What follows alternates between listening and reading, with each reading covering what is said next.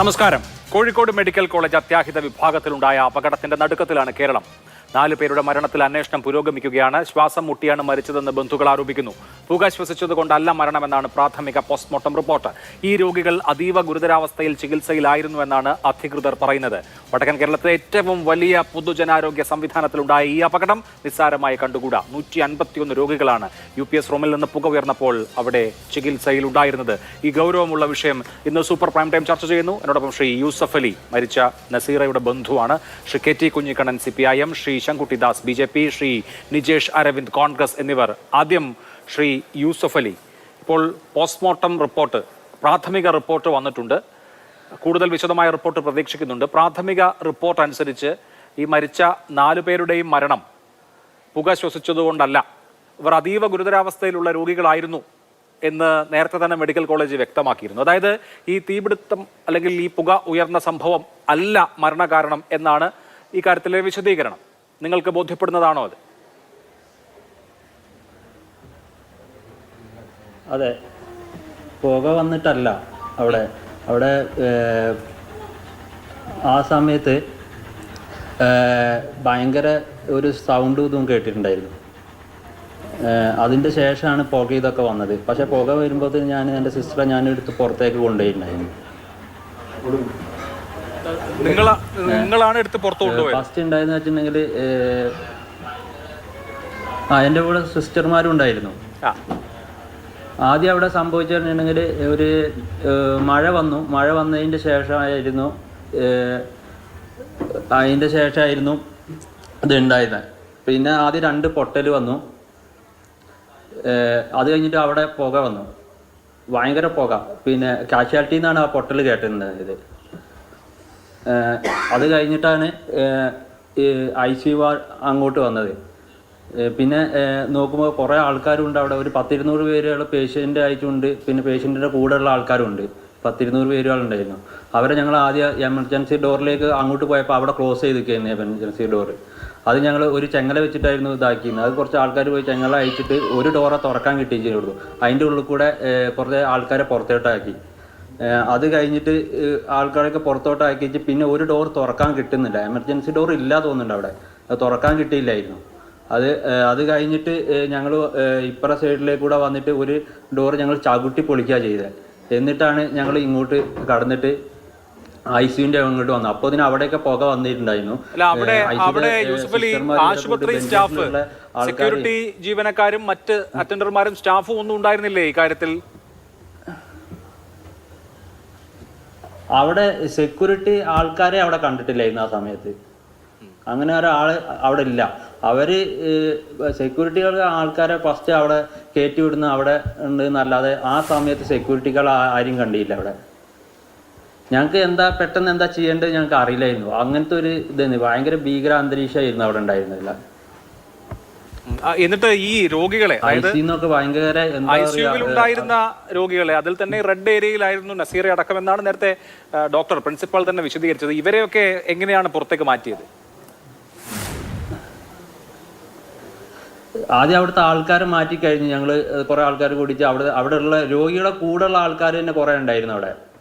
അവരെ തന്നെ ആദ്യം ഞങ്ങൾ ഒരു ഡോർ കൂടെ പുറത്തേട്ട് മാറ്റി. അത് കഴിഞ്ഞിട്ടാണ് ഞങ്ങൾ വീണ്ടും കയറി വന്നു. അപ്പോൾ ICUയിലുള്ള സിസ്റ്റർമാരുണ്ടായിരുന്നു, ഡോക്ടർമാരുണ്ടായിരുന്നു.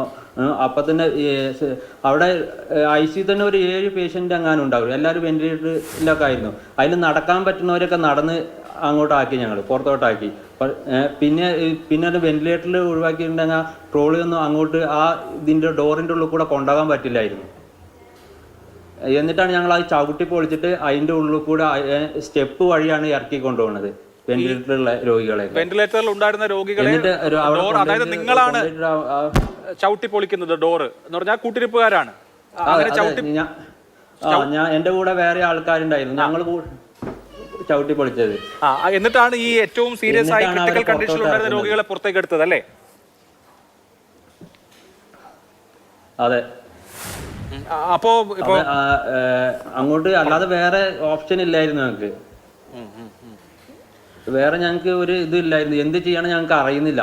അങ്ങനത്തെ, അതായത് എമർജൻസി ഡോറ് ഒന്ന് ലോക്കഡാണ്, ഒന്ന് തുറന്നു കിടക്കുന്നുണ്ട്. അതിൽ കൂടെ വീൽ ചെയറിലുള്ള ഒരാളെയും കൊണ്ട് പുറത്തോട്ട് പോകാൻ പറ്റില്ല. അതുകൊണ്ടാണ് ഞങ്ങൾ ഇപ്പുറ സൈഡിൽ കൂടെ വന്നിട്ട് ഒരു ഡോറ് ചവിട്ടി പൊളിച്ചിട്ട് കുറേ ആൾക്കാരായതായിരുന്നു. അതിൽ വരുമ്പോൾ തന്നെ സ്റ്റെപ്പ് വഴി ഒരു സ്റ്റെപ്പ് ഉണ്ട് അതിൽ. ആ സ്റ്റെപ്പിൽ കൂടെയൊക്കെ ഓക്സിജൻ ഇല്ലാത്ത ആൾക്കാർ അതിൽ കൂടെ ഞങ്ങൾ മറ്റേ ഇതിന് പമ്പ് ചെയ്യുന്ന ഓക്സിജൻ വെച്ചിട്ടാണ് എൻ്റെ സിസ്റ്ററെ കൊടുന്നിട്ട് ഞാൻ അതായത് അവിടെ ഗ്രൗണ്ടിൽ വെച്ചിട്ടായിരിക്കും. എന്നിട്ട് അവിടുന്ന് 15 മിനിറ്റ് കഴിഞ്ഞിട്ട് ആംബുലൻസ് വന്നത്. ഡോക്ടർമാർ ആംബുലൻസ് കാത്ത് കിടക്കുന്ന സമയത്ത് ഓക്സിജൻ സപ്പോർട്ട് ഉണ്ടായിരുന്നോ? ആംബുലൻസ് ഒന്നും കാത്തു കിടക്കുന്നൊന്നുമില്ല. ആംബുലൻസ് അത് കഴിഞ്ഞിട്ട് കുറെ കഴിഞ്ഞിട്ടാണ് വരുന്നത് ആംബുലൻസ് ഒക്കെ. അല്ല, നിങ്ങൾ വെയിറ്റ് ചെയ്യുന്ന സമയത്ത് താങ്കളുടെ സഹോദരിക്ക് ഓക്സിജൻ സപ്പോർട്ട് ഉണ്ടായിരുന്നോ? ഇല്ല, ഓക്സിജൻ സപ്പോർട്ട് പറഞ്ഞിട്ടുണ്ടെങ്കിൽ ഞങ്ങൾ ബ്ലാഡറിൽ വെച്ച് അങ്ങനെ കൈ കൊണ്ട് ഞെക്കി കൊടുക്കുകയായിരുന്നു ചെയ്തിരുന്നത്. അതായത് വെന്റിലേറ്ററുകൾ വിച്ഛേദിച്ചു. വെന്റിലേറ്ററിലായിരുന്നല്ലോ അപ്പോൾ രോഗികൾ, പ്രത്യേകിച്ച് ഈ 4 പേരും. അപ്പോൾ വെന്റിലേറ്ററുകൾ അവിടെ നിന്ന് ഡിസ്കണക്ട് ചെയ്തിട്ട് നിങ്ങൾ തന്നെയാണോ ഡിസ്കണക്ട് ചെയ്തത്? എന്നിട്ട് ഇവരെ ഈ ഡോറ് ചവിട്ടി പൊളിച്ച് അവിടെ കൊണ്ടുവരുമായിരുന്നു. അവരാണ് ഡിസ്കണക്ട് ചെയ്തത്. അപ്പൊ മറ്റ് രോഗികളെ സംബന്ധിച്ച് ഇവർക്കും ഈ പറഞ്ഞതുപോലെ ഓക്സിജൻ താൽക്കാലികമായിട്ടെങ്കിലും ഓക്സിജൻ കൊടുക്കാൻ പറ്റുന്ന അവസ്ഥ ഉണ്ടായിരുന്നോ? ഇല്ല, ആർക്കും ഇല്ല. അവിടെ അങ്ങനത്തതൊന്നും ഇല്ല. ഞങ്ങൾ മേലത്തെ ICUലേക്ക് കൊണ്ടുപോയത് കൊണ്ടാണ് കൊടുക്കാൻ പറ്റിയിരുന്നത്. ആംബുലൻസ് വന്ന് ആംബുലൻസിൽ കയറ്റി മേലത്തെ ICUലേക്ക് കൊണ്ടുപോയ ഒരു സിസ്റ്റർ ഉണ്ടായിരുന്നു കൂടെ. പിന്നെ അതിൽ എന്തിനോ വന്ന ഡോക്ടർമാർ 2-3 പേരുണ്ടായിരുന്നു. അവർ ആംബുലൻസിൽ കയറി അങ്ങനെയാണ് ഞങ്ങൾ മേലെ എത്തിച്ച് ഇത് കൊടുത്തത്. അവിടെ എമർജൻസി അവിടുത്തെ ഉള്ള ICU കയറ്റിയിട്ടാണ് പിന്നെ വെന്റിലേറ്റർ കൊടുക്കുന്നത്. അപ്പം തന്നെ ഡോക്ടർ പൾസൊക്കെ ഇതായിട്ടുണ്ടായിരുന്നു. ഒരു 10-20 മിനിറ്റോളം അങ്ങനെ എത്തേണ്ട ടൈം വന്നിട്ടുണ്ടായിരുന്നു. അല്ല, ആരോഗ്യമന്ത്രി പറഞ്ഞത് നോൺ ഇൻവാസീവ് വെന്റിലേറ്ററും കൂടെയാണ്, ഒപ്പമാണ് മാറ്റിയിട്ടുള്ളത്. അല്ലാത്ത സന്ദർഭത്തിലൊക്കെ ഓക്സിജൻ ഒരു സമയത്തും കട്ടായിട്ടില്ല. കാരണം ഡോക്ടർമാർ കൂടെ ഉണ്ടായിരുന്നു. അതായത് വെന്റിലേറ്റർ സപ്പോർട്ടിൽ ഉണ്ടായിരുന്ന രോഗികളുടെ ഒപ്പം ഡോക്ടർമാരും കൂടിയാണ് പിന്നെ അടുത്ത ഇതിലേക്ക് മാറ്റിയത്, അടുത്ത ICUവിലേക്ക് മാറ്റിയത് എന്നാണ്. പക്ഷെ അങ്ങനെ ആയിരുന്നില്ല എന്ന് വേണം കേട്ടാൽ മനസ്സിലാക്കാൻ. അങ്ങനല്ല, അവിടെ ഇതിലുണ്ടായിരുന്ന നേഴ്സുമാരുണ്ടായിരുന്നു, അവിടുത്തെ ഡോക്ടർമാരില്ലായിരുന്നു. ആ വഴി വേറെ ആവശ്യത്തിന് പോയ ഡോക്ടർമാരാണ് ഇത് ഇങ്ങോട്ട് വന്നത്. ആ ICUലുള്ള ഡോക്ടർ ഇല്ലായിരുന്നു. അപ്പോൾ അവർ പിന്നെയാണ് വരുന്നത്. ഓക്കെ, തുടരണം താങ്കൾ ദയവായി. പിന്നെ വെന്റിലേറ്റർ എടുത്ത് കൊണ്ടുപോകാൻ പറ്റുന്ന ഒരു സാഹചര്യം അല്ലായിരുന്നു സ്വാഭാവികമായിട്ടും. വെന്റിലേറ്റർ അങ്ങനെ ഇതിന്റെ കൂടെ എടുത്തിട്ട് വരാൻ പറ്റുന്ന ഒരു സാഹചര്യം അല്ലായിരുന്നു. അത് എടുക്കാൻ പറ്റൂല, അവിടെ ഫിക്സഡാക്കി വെച്ചിട്ടുള്ള സാധനം അതൊക്കെ. അതെ, അത് നമുക്ക് സ്വാഭാവികമായിട്ടും മനസ്സിലാക്കാൻ പറ്റുന്ന ഒരു കാര്യമാണ്. പക്ഷെ KT കുഞ്ഞിക്കണ്ണൻ, ഇപ്പോൾ ഒരു അപകടം സംഭവിക്കാം, അപകടം 100% ഒഴിവാക്കണം എന്ന് നമ്മളെല്ലാം ആഗ്രഹിച്ചാലും അപകടം സംഭവിച്ചു പോകാം. അപകടത്തിൽ ഇപ്പോൾ ഒരാളെ കുറ്റം പറയാൻ നമുക്ക് എത്രമാത്രം കഴിയുമെന്നറിയില്ല. പക്ഷേ അപകടം നടന്നാൽ സാധാരണ നോക്കൂ, നമ്മൾ ഏത് ആശുപത്രിയിൽ പോയാലും അവിടെ ഒരു തരത്തിലുള്ള അഗ്നിബാധ ഉണ്ടായാൽ അല്ലെങ്കിൽ ഏതെങ്കിലും തരത്തിൽ ഫയർ ഉണ്ടായിക്കഴിഞ്ഞാൽ രക്ഷപ്പെടാനുള്ള മാർഗം എന്നുള്ളത് ഭിത്തികളിൽ തന്നെ എഴുതി വെച്ചിരിക്കുന്നത് നമ്മൾ കാണാം. വടക്കൻ കേരളത്തിലെ ഏറ്റവും വലിയ പൊതുജനാരോഗ്യ കേന്ദ്രമാണ്, ഏറ്റവും കൂടുതൽ രോഗികൾ ആശ്രയിക്കുന്ന കേന്ദ്രമാണ്. അവിടെ ഒരു തീപിടുത്തം ഉണ്ടായപ്പോൾ, അതും തീവ്രപരിചരണ വിഭാഗത്തിന് സമീപം തീപിടുത്തം ഉണ്ടായപ്പോൾ സംഭവിച്ച കാര്യങ്ങളാണ് ഇവിടെ ആ രംഗത്തുണ്ടായിരുന്ന യൂസഫ് അലി പറയുന്നത്. അപ്പോൾ ഇത്രയേ നമ്മൾ സുരക്ഷയെ കെയർ ചെയ്യുന്നുള്ളൂ എന്നുള്ളതാണല്ലോ അതിൽ നിന്ന് മനസ്സിലാക്കേണ്ടത്.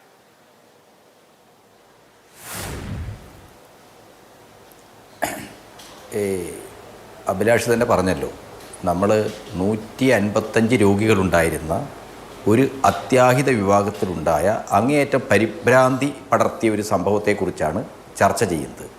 ആ 151 രോഗികളിൽ 114 ആളുകളെയും അവരെ മെഡിക്കൽ കോളേജിൽ തന്നെ വിവിധ ICUകളിലേക്ക് മാറ്റുകയാണ് ഉണ്ടായത്.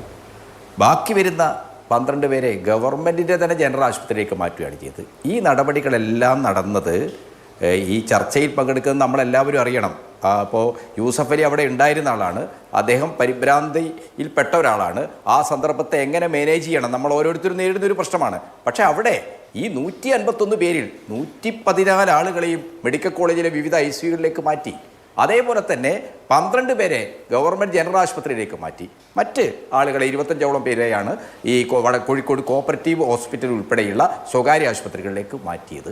ഈ കാര്യങ്ങളെല്ലാം ചെയ്യുന്നതിൽ പ്രധാനപ്പെട്ട പങ്ക് വഹിച്ചത്, അതിന് നേതൃത്വം കൊടുത്തത് അവിടുത്തെ ജീവനക്കാർ തന്നെയാണ്. മറ്റ് അവിടെ ആ സമയത്ത് ഓടിയെത്തിയ എല്ലാ ആളുകളും അതിൽ വലിയ രീതിയിലുള്ള പങ്ക് വഹിച്ചു. പക്ഷേ നിർഭാഗ്യകരമായ 5 പേരുടെ ജീവൻ പോകുന്ന അവസ്ഥയുണ്ടായി. അപ്പോൾ ഇത്തരമൊരു ക്രൈസിസ് ഘട്ടത്തിൽ, ഇങ്ങനെ ഒരു പ്രതിസന്ധി ഘട്ടത്തിൽ അത് കൈകാര്യം ചെയ്ത് എന്തെങ്കിലും വീഴ്ചയുണ്ടായിട്ടുണ്ടോ, എന്തെങ്കിലും പരിമിതികൾ ഉണ്ടായിട്ടുണ്ടോ, ഈ കാര്യങ്ങൾ ഉന്നത തലത്തിൽ അന്വേഷിക്കേണ്ട ഒരു കാര്യമാണ്.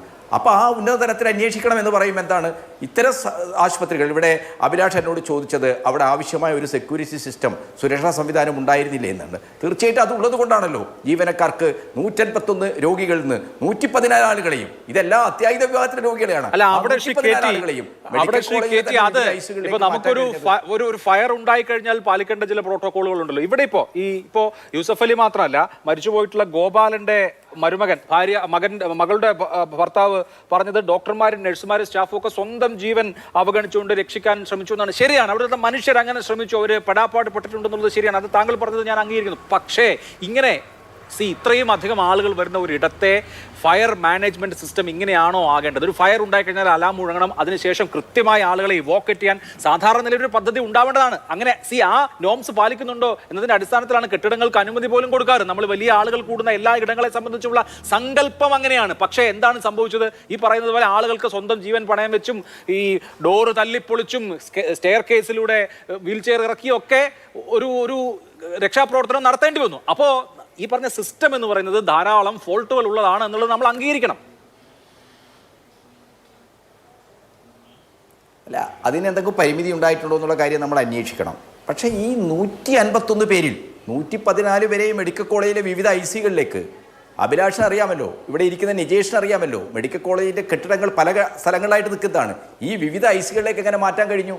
അതേപോലെ തന്നെ 14 പേരെ എങ്ങനെ മറ്റ് ഗവൺമെൻറ് ആശുപത്രികളിലേക്ക് മാറ്റാൻ കഴിഞ്ഞു? എങ്ങനെ ആളുകളെ സ്വകാര്യ ആശുപത്രികൾക്ക് മാറ്റാൻ കഴിഞ്ഞു? അപ്പോൾ തീർച്ചയായിട്ടും അവിടെ ഒരു സുരക്ഷാ സംവിധാനം ശക്തമായി തീവ്രമായി തന്നെ ഇടപെട്ടിട്ടുണ്ട്, ഡോക്ടർമാരും അതേപോലെ തന്നെ മറ്റെല്ലാ ആളുകളും. പക്ഷേ ഇങ്ങനെയുള്ളവർ തീപിടുത്തം പോലുള്ള ഒരു അപകടമുണ്ടാകുമ്പോൾ അവിടെ പാലിക്കേണ്ട കാര്യങ്ങളൊക്കെ പാലിച്ചിട്ടുണ്ടോ? ആ കാര്യം നമുക്കിപ്പോൾ അറിയില്ല, എനിക്കിപ്പോൾ വ്യക്തിപരമായിട്ട് അറിയില്ല. തീർച്ചയായിട്ടും അത് ഉന്നത തലത്തിൽ തന്നെ അന്വേഷിക്കേണ്ട കാര്യമാണ്. തീർച്ചയായിട്ടും അക്കാര്യങ്ങൾ അന്വേഷിക്കും. തീർച്ചയായിട്ടും ഇങ്ങനെ ഒരു നിർഭാഗ്യകരമായ സംഭവത്തെ വെച്ചുകൊണ്ട് നമ്മൾ അതെന്താണ്, കോഴിക്കോട് മെഡിക്കൽ കോളേജ് പോലെ ഈ സർജിക്കൽ സൂപ്പർ സ്പെഷ്യാലിറ്റി ഹോസ്പിറ്റൽ എന്ന് പറയുന്നത് കോഴിക്കോട് കേരളത്തിലെ ഒരു സർക്കാർ ആശുപത്രിയിലെ ഒരു സൂപ്പർ സ്പെഷ്യാലിറ്റി സങ്കല്പം 1990കളിൽ ഉയർന്നു വന്നതാണ്. എന്തൊക്കെ പ്രതിസന്ധികൾ നേരിട്ടുകൊണ്ടാണ് ഈ സൂപ്പർ സ്പെഷ്യാലിറ്റി സംവിധാനം കോഴിക്കോട് ഉറപ്പിച്ച് നിർത്തിയത്? ഒരുപക്ഷെ അഭിലാഷ് ഓർമ്മിക്കുന്നുണ്ടാവും, എറണാകുളത്ത് നടന്ന ജിമ്മിൽ 2002 വിൽപ്പനയ്ക്ക് വെച്ച ഒന്നാണ് കോഴിക്കോട്ടെ സൂപ്പർ സ്പെഷ്യാലിറ്റി സംവിധാനമെന്ന്. ആ സൂപ്പർ സ്പെഷ്യാലിറ്റി സംവിധാനത്തിൻ്റെ ഒരു എക്സ്റ്റൻഷൻ എന്നൽക്കാണ് സർജിക്കൽ സൂപ്പർ സ്പെഷ്യാലിറ്റി യൂണിറ്റ് ഇപ്പോൾ ഉണ്ടായത്. അത് ഈ മലബാറിലെ വളരെ പാവപ്പെട്ട ആളുകൾക്ക് ഏറ്റവും ചെലവ് കൂടിയ ചികിത്സ നൽകുന്ന, ജീവൻ രക്ഷാ ചികിത്സ നൽകുന്ന ഒരു സംവിധാനമാണ്. അതിൻ്റെ പിഴവുകൾ, അതിനവിടെ ആവശ്യമായ പ്രിക്കോഷൻ ഉണ്ടായില്ലേ? ഈ കാര്യങ്ങളെല്ലാം പരിശോധിച്ച് അത് പരിഹരിക്കാൻ ആവശ്യമായ നടപടികൾ സ്വീകരിക്കണം. ഇപ്പോഴുണ്ടായ സംഭവത്തിൽ എനിക്ക് തോന്നിയിട്ടുള്ളത് സാധ്യമായ പ്രവർത്തനങ്ങൾ അവിടുത്തെ രോഗികളെ രക്ഷിക്കുന്ന കാര്യത്തിൽ അവിടെ ഉണ്ടായിട്ടുണ്ട്. എന്തെങ്കിലും പരിമിതി ഉണ്ടെങ്കിൽ അതാണല്ലോ ഉന്നത തലത്തിൽ നടക്കുന്ന അന്വേഷണം. ആ അന്വേഷണത്തിന്റെ അടിസ്ഥാനത്തിൽ ആവശ്യമായ നടപടികൾ സ്വീകരിക്കും. ആ കാര്യത്തിലെ ഉറപ്പാണ് ആരോഗ്യമന്ത്രി ഇന്ന് കോഴിക്കോട് വന്ന് നിങ്ങളോടൊക്കെ മാധ്യമപ്രവർത്തകരോടൊക്കെ സംസാരിക്കുമ്പോൾ പറഞ്ഞു. ശരി, നിജേഷ് അരവിന്ദ്, നമുക്കറിയാവുന്നതുപോലെ വടക്കേ മലബാറിലെ ഏറ്റവും കൂടുതൽ ആളുകൾ ആശ്രയിക്കുന്ന ആശുപത്രിയാണ് കോഴിക്കോട് മെഡിക്കൽ കോളേജ്. അവിടെ വളരെ ദൗർഭാഗ്യകരമായ നിലയിലൊരു അപകടമുണ്ടായി. പക്ഷേ ഇപ്പോൾ റിപ്പോർട്ട് വരുമ്പോൾ, പ്രാഥമിക പോസ്റ്റ്മോർട്ടം റിപ്പോർട്ട് അനുസരിച്ച് മരണം പുക ശ്വസിച്ചല്ല, അങ്ങനെയല്ല എന്ന് ബന്ധുക്കൾ തന്നെയും പറയുന്നുണ്ട്. ഇപ്പോൾ യൂസഫ് അലിയും പറഞ്ഞത് അതുതന്നെയാണ്. ഇതിൽ നിങ്ങൾ ഫോക്കസ് ചെയ്യുന്നത് എന്താണ്? വീഴ്ച സംഭവിച്ചിട്ടുണ്ടാകാം. സാധാരണ നിലയിൽ ഒരു അപകടം ഉണ്ടായാൽ നമ്മളവിടെ ഒരു കാരണവുമില്ലാതെ അപകടം ഉണ്ടാവില്ലല്ലോ. മെയിൻ്റനൻസ് പ്രോപ്പറായി നടന്നിരുന്നോ? എന്തുകൊണ്ടാണ് ഈ UPS റൂമിൽ പുക ഉണ്ടായത്? അങ്ങനെ പുക ഉണ്ടായപ്പോൾ വളരെ കൃത്യമായി പ്രോട്ടോകോൾ പാലിച്ച് എല്ലാവരെയും ഒഴിപ്പിക്കാൻ കഴിഞ്ഞു? ഇങ്ങനെയുള്ള ചോദ്യങ്ങൾ നിലനിൽക്കുമ്പോൾ തന്നെയും കുറേയൊക്കെ ആശ്വാസകരമായ നിലയിൽ ഈ അപകടം മാനേജ് ചെയ്യാൻ കഴിഞ്ഞു എന്ന് തോന്നുന്നുണ്ടോ? നമുക്ക് രണ്ടായിട്ട് കാണാം. ഒന്ന്, സംഭവിച്ച കാര്യങ്ങൾ അതവിടെ നിൽക്കട്ടെ, അത് പിന്നീട് പഠിക്കാം. പക്ഷെ നമ്മൾ മനസ്സിലാക്കേണ്ടത് 2 വർഷത്തെ പഴക്കം മാത്രമേ കോഴിക്കോട് മെഡിക്കൽ കോളേജിലെ പുതിയ കാഷ്വാലിറ്റിക്ക് ഉള്ളൂ. എന്ന് പറഞ്ഞാൽ ആധുനിക സൗകര്യങ്ങൾ എല്ലാം ഉള്ള, ആധുനിക സൗകര്യങ്ങളുണ്ട് എന്ന് ഉറപ്പുവരുത്തിയതിനു ശേഷം മാത്രം സർട്ടിഫൈ ചെയ്ത, നമ്പർ കിട്ടിയ ഒരു ബിൽഡിംഗ് ആണ് കോഴിക്കോട് മെഡിക്കൽ കോളേജിലെ പുതിയ കാഷ്വാലിറ്റി. അപ്പൊ അങ്ങനെ വരുമ്പോൾ ഒരു ഫയർ ആൻഡ് സേഫ്റ്റി സംവിധാനം, ഏറ്റവും പുതിയ ടെക്നോളജി ഉപയോഗിച്ചിട്ടുള്ള ഫയർ ആൻഡ് സേഫ്റ്റി സംവിധാനം അതിനകത്ത് ഉണ്ടായിരിക്കണം. അത് ഉണ്ടായിട്ടില്ല എന്നുള്ളതാണ് ഒന്നാമത്തത്. 2, അവിടെ പെട്ടെന്നൊരു സംഭവം ഉണ്ടായി. ആളുകൾക്ക് എമർജൻസി വാതിലേക്ക് ഓടി. എമർജൻസി വാതിൽ തുറക്കുന്നില്ല, അത് അടച്ചിട്ടതാണ്. ഇനി അത് തുറന്നു ചവിട്ടി പൊളിച്ചപ്പോൾ അതിന് പുറത്ത് കാണുന്നത് വലിയ മാലിന്യ കൂമ്പാരമാണ്. അതുകൂടി നീക്കിയതിനു ശേഷം വേണ്ടി ആളുകൾക്ക് പോകേണ്ടി വന്നു. കുറെ പേർ റാമ്പിലൂടെ ഓടുന്ന സമയത്ത് ഓടാൻ കഴിയുന്നില്ല. അവിടെ പഴയ കട്ടിലും പഴയ കിടക്കയും പഴയ സാധനങ്ങളും കൂട്ടിയിട്ടിരിക്കുകയാണ്. റാമ്പിലൂടെ ഇറങ്ങി വരാൻ പറ്റുന്നില്ല.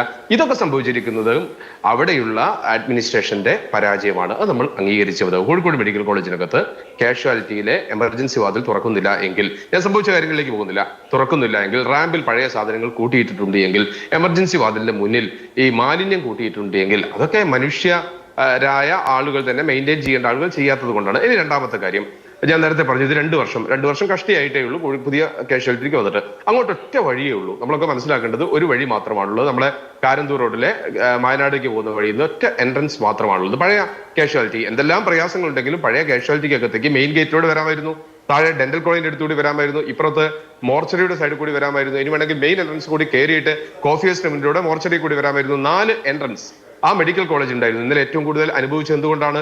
ഒറ്റ വഴി മാത്രമേ ഉള്ളൂ. മെഡിക്കൽ കോളേജിലേക്ക് ആംബുലൻസ് ഓടി വന്ന സമയത്ത് വഴികൾ മൊത്തം ബ്ലോക്കായി. ആ ബ്ലോക്ക് ആയതുകൊണ്ട് പകരം ഒരു വഴി കണ്ടെത്താൻ കഴിയാതെ അടച്ചുപൂട്ടിയ അവസ്ഥയിലാണ്. ഇന്ന് അവിടെ തദ്ദേശീയരായ ആളുകൾ കഴിഞ്ഞ കുറെ കാലമായി മെഡിക്കൽ കോളേജുമായി ചെയ്യുന്ന ഒരു ഫൈറ്റ്, വാതിലുകൾ അടച്ചുപൂട്ടിയ, റോഡുകൾ അടച്ചുപൂട്ടിയതുമായി ബന്ധപ്പെട്ടാണ്. ഒരു പുതിയ കാഷ്വാലിറ്റി സൗകര്യം വരുമ്പോൾ അവിടേക്ക് ഒന്നിലധികം വഴികൾ വേണ്ടേ? കോഴിക്കോട് പോലെ വളർന്നുകൊണ്ടിരിക്കുന്ന ഒരു പട്ടണത്തിൽ റോഡ് എപ്പോഴും ബ്ലോക്ക് ആവുന്നു. ഇപ്പൊ ആകെ ഒരു വഴി മാത്രമേ ഉള്ളൂ. യഥാർത്ഥത്തിൽ ഇഷ്ടം പോലെ വഴികൾ. നമുക്കറിയാം, ഡെന്റൽ കോളേജിന്റെ ഗേറ്റ് 8 മണിക്ക് അടയ്ക്കും. ആ ഗേറ്റ് തുറന്ന് നേരെ വന്നു കഴിഞ്ഞാൽ വീണ്ടും എത്തുന്നത് ഈ കാഷ്വാലിറ്റിയുടെ അടുത്തേക്കാണ്. പക്ഷെ അവിടെ ഗേറ്റ് അടച്ച് മതിൽ കെട്ടി തിരിച്ചിരിക്കുന്നു. നേരെ തുറന്നു കിട്ടാൻ മതി. പുതിയ പഴയ എൻട്രൻസിലൂടെ വന്നു കഴിഞ്ഞാലും വേണമെങ്കിൽ അങ്ങോട്ട് കയറാം. പക്ഷെ അവിടെ മതിൽ കെട്ടിയിരിക്കുന്നു. പഴയ കാളാണ്ടിത്താഴം. ഇപ്പൊ ഈ റോഡൊക്കെ ബ്ലോക്ക് ആവുന്ന സമയത്ത് കോഴിക്കോട് നഗരത്തിൽ വലിയ ബ്ലോക്ക് ഇല്ലാത്ത റോഡാണ് പുതിയ ബൈപ്പാസ് റോഡ്. നമ്മുടെ ചേവറമ്പലത്ത് കൂടി കടന്നു പോകുന്ന വയനാടേക്ക് എത്തുന്ന ആ ബൈപ്പാസ് റോഡ്. ആ റോഡിൽ നിന്ന് നേരെ 1 കിലോമീറ്റർ വേണ്ട, ഒരു 600 മീറ്റർ കയറി കഴിഞ്ഞാൽ മെഡിക്കൽ കോളേജ് കാഷ്വാലിറ്റിയാണ്. പക്ഷെ ആ റോഡിലൂടെയും കയറി കഴിഞ്ഞാൽ കാഷ്വാലിറ്റിക്ക് എത്തിയില്ല, വീണ്ടും കറങ്ങി പോകണം. സൂപ്പർ സ്പെഷ്യാലിറ്റിയിലേക്ക് കിടക്കണമെങ്കിൽ അവിടെയും റോഡ് ബ്ലോക്ക് ചെയ്തിട്ടാണ്. അപ്പൊ ഒരു പ്ലാനിങ്ങിന്റെ വലിയ കുറവ് അവിടെ ഉണ്ടായിട്ടുണ്ട് എന്നുള്ളത് മനസ്സിലാക്കണം. എന്തുകൊണ്ടാണ് ഒരു എൻട്രൻസ് എന്നത് വരുന്നത്? അവിടെയാണ് നമ്മൾ പഠിക്കേണ്ടത്. ചില കച്ചവട താല്പര്യങ്ങൾ മെഡിക്കൽ കോളേജിന്റെ മുഖം അങ്ങോട്ട് മാറുമ്പോൾ അതിനടുത്തുള്ള ചില ആളുകൾക്ക് കൂടുതൽ സൗകര്യപ്രദമായി വരുന്നു. ഒരു രോഗിക്ക് വരുന്ന ആളുകൾക്ക് അല്ലെങ്കിൽ ഉണ്ടാകാൻ പോകുന്ന ഒരു ക്രൈസിസിന്, പ്രശ്നത്തിന് പരിഹാരം എന്ന നിലയിൽ അല്ല അതിനെ കാണുന്നത്. സുരക്ഷ എന്നാണ് മെഡിക്കൽ കോളേജിൽ എപ്പോൾ ചോദിച്ചാലും പറയുന്നത്. സുരക്ഷാ ഭീഷണിയാണ്. എന്തിനാണ് 8 മണിക്ക് ഡെന്റൽ കോളേജിൽ ഗേറ്റ് അടച്ചിടുന്നത്? 8 മണിക്ക് ശേഷം എന്ത് സുരക്ഷാ പ്രശ്നമാണ്? ലൈറ്റ് ഇട്ട് ഒരു CCTV ക്യാമറ വെച്ചാൽ തീരാവുന്ന പ്രശ്നമല്ലേ ഉള്ളൂ. എന്തുകൊണ്ട് കളാണ്ടി താഴ്ന്നു വരുന്ന റോഡിലൂടെ ഒരു 1 വേ സംവിധാനം നേരെ കാഷ്വാലിറ്റിയിലേക്ക് എത്തിക്കാൻ സാധിക്കുന്നില്ല? ഇങ്ങനെയുള്ള കാര്യങ്ങൾക്ക് പറയുമ്പോൾ ഒരു പ്ലാനിങ്ങിന്റെ അഭാവം അതിലുണ്ടായിട്ടുണ്ട് എന്നുള്ളത് നമ്മളവിടെ പ്രാഥമികമായി മനസ്സിലാക്കണം. രണ്ടാമത്തെ കാര്യം, കേട്ടി പറഞ്ഞ് ഞാൻ കേട്ടിയെ ക്രോസ് ചെയ്തൊന്നും സംസാരിക്കുന്നില്ല. ഞാനും കേട്ടിയും കോഴിക്കോട്ടുകാരാണ്, അഭിലാഷും കോഴിക്കോട്ടുകാരനാണ്. നമുക്കൊന്ന് കോഴിക്കോടുമായി പരിചയമുള്ള ആളാണ്. നമുക്കൊന്ന് ഇപ്പൊ ബേബി മെമ്മോറിയൽ ആശുപത്രിയിൽ പോയി കഴിഞ്ഞാൽ അതിനുശേഷം അവിടേക്ക് എത്തിയ രോഗികളുടെ അവസ്ഥ, അവര് അവിടെ എത്തിയിരിക്കുന്നു, 30,000 ചോദിക്കുന്നു, കൊടുക്കാൻ സാധിക്കുന്നില്ല. അതിന് അവർക്ക് അറിയില്ല. ഞങ്ങൾ സ്റ്റാഫുമായി ബന്ധപ്പെട്ടപ്പോൾ ഇത് മെഡിക്കൽ കോളേജിൽ ഇങ്ങനെ ഗവൺമെന്റ് റെഫർ ചെയ്ത് വന്നതാണ് എന്ന് ഞങ്ങൾക്ക് അറിയില്ല എന്ന മറുപടിയാണ് കോഴിക്കോട്ടെ ആശുപത്രികൾക്ക് കിട്ടുന്നത്. അത് കൈകാര്യം ചെയ്ത രീതിയിൽ ചെറിയ പാളിച്ചകൾ ഉണ്ടായിട്ട് മന്ത്രി ഓടി വന്നു എന്ന് പറഞ്ഞത് കൊണ്ടായില്ല. മന്ത്രി വന്ന് ജനപ്രതിനിധികളൊക്കെ കണ്ട് കാര്യങ്ങൾ പഠിച്ച് മുന്നോട്ട് പോയാൽ നമുക്ക് പറയാൻ പറ്റും. പക്ഷെ അതിനൊന്നും അദ്ദേഹം തയ്യാറായിട്ടില്ല. ഒരു ഉന്നതതല അന്വേഷണം പ്രഖ്യാപിച്ചാണ് പോയത്. PWDയുടെ ഇലക്ട്രിക്കൽ വിങ് അതിനകത്ത് പ്രവർത്തിക്കുന്നുണ്ട്. ഓടിയെത്തി പരിഹരിക്കേണ്ട ഘട്ടമാണുള്ളത്. അത് അവിടെ പ്രവർത്തിക്കുന്നുണ്ട്. ആവശ്യമായ ജീവനക്കാർ അതിനകത്തുണ്ടോ എന്ന് നമ്മൾ പരിശോധിക്കണം. HDS ഇടയ്ക്കിടയ്ക്ക് ആളുകളെ എടുക്കുന്നുണ്ട് എന്നല്ലാതെ പ്രോപ്പറായ സ്ഥലത്ത് ജീവനക്കാരുണ്ട് എങ്കിൽ ഒരിക്കലും മാലിന്യം അവിടെ കിടക്കില്ലല്ലോ. അവിടെ ഈ കട്ടിലും സാധനവും അവിടെ കിടക്കില്ലല്ലോ.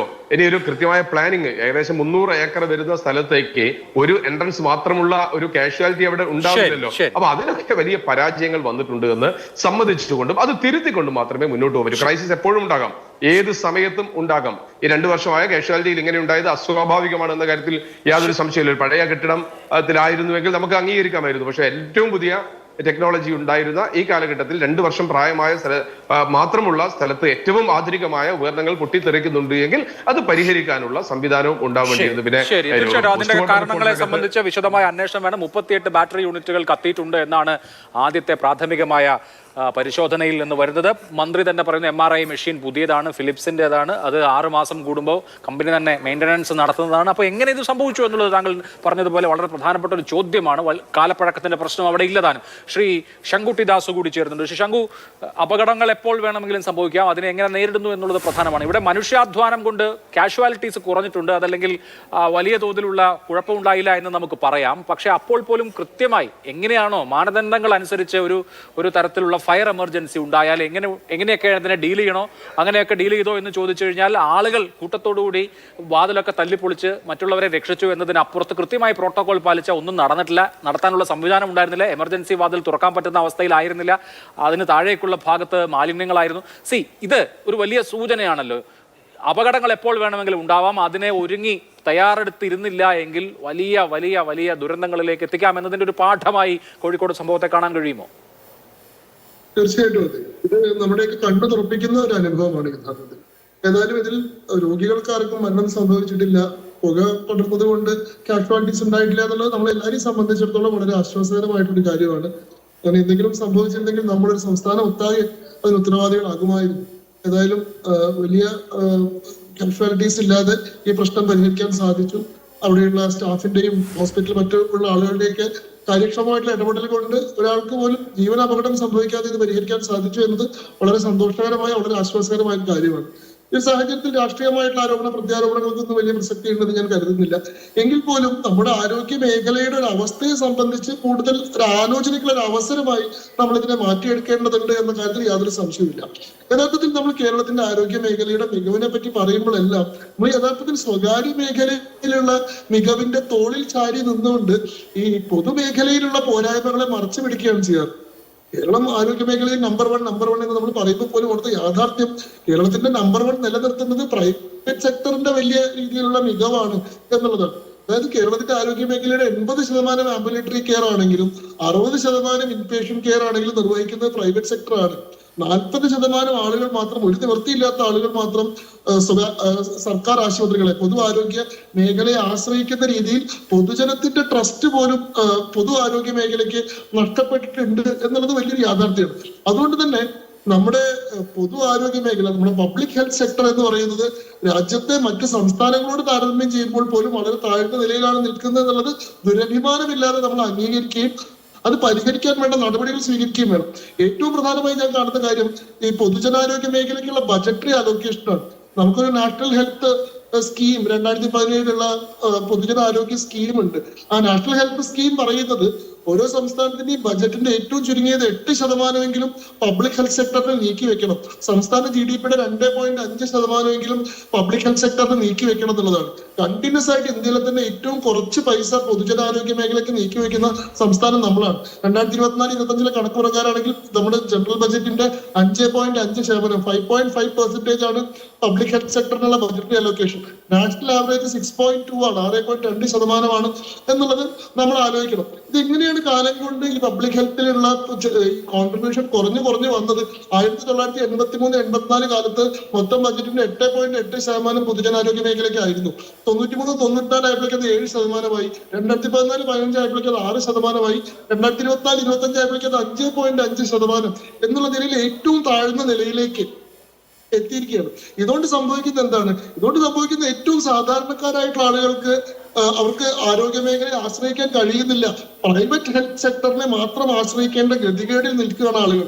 അതുകൊണ്ട് തന്നെ ഇന്ത്യയിൽ തന്നെ ഏറ്റവും കൂടുതൽ ഔട്ട് ഓഫ് പേഷ്യന്റ് എക്സ്പെൻഡിച്ചർ ഉള്ള സംസ്ഥാനമായിട്ട്, കയ്യിൽ നിന്ന് പണം കൊടുത്താൽ മാത്രം ചികിത്സ കിട്ടുന്ന അവസ്ഥയിലുള്ള ഒരു സംസ്ഥാനമായിട്ട് നമ്മൾ മാറുകയാണ്. അതുകൊണ്ട് തന്നെ ഏറ്റവും അവസാനത്തെ കണക്ക് പ്രകാരം ശരാശരി മലയാളി അയാളുടെ മൊത്തം വരുമാനത്തിന്റെ 40% ചികിത്സയ്ക്കായിട്ട് വിനിയോഗിക്കുന്നു എന്നാണ്. നമ്മൾ അധ്വാനിച്ചുണ്ടാക്കുന്ന നമ്മുടെ ഭാവിക്ക് വേണ്ടി നീക്കി വെക്കേണ്ട പൈസയുടെ 40% നമുക്ക് ചെലവഴിക്കപ്പെടുന്നത് ആരോഗ്യവുമായി ബന്ധപ്പെട്ട ഒരു പ്രധാനമായിട്ടൊരു അക്യൂട്ടായിട്ടുള്ള രോഗം വന്നു കഴിഞ്ഞാൽ തകരാവുന്ന സാമ്പത്തിക സുരക്ഷിതത്വമേ 80% മലയാളികൾക്കുള്ളൂ എന്നുള്ളൊരു യാഥാർത്ഥ്യത്തിൽ നമ്മൾ നിൽക്കുകയാണ്.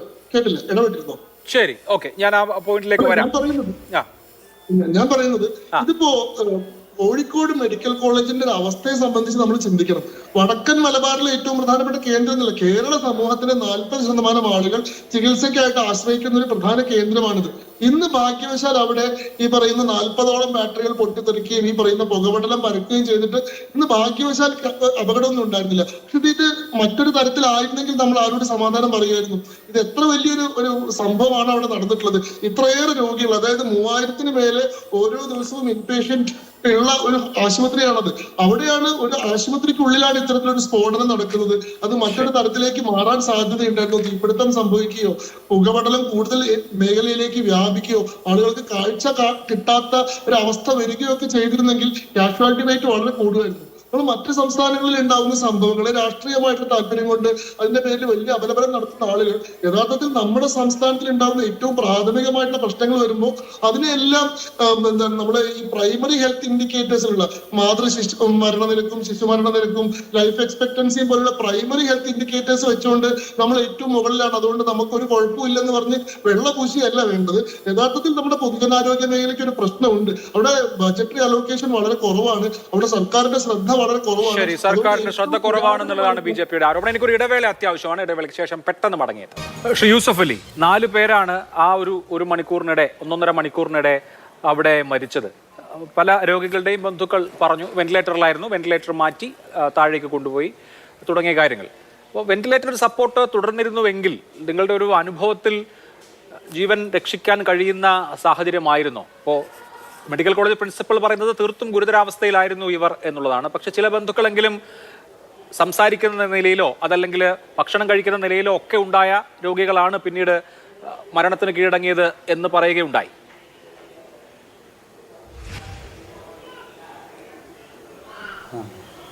അത് എൻ്റെ സിസ്റ്റർ ICUവിൽ അവരതിൻ്റെ മുന്നേ കഞ്ഞി വേണമെന്ന് പറഞ്ഞിട്ട് കഞ്ഞിയൊക്കെ കുടിച്ചതായിരുന്നു, ജ്യൂസാക്കി കൊണ്ടുവരാൻ പറഞ്ഞു.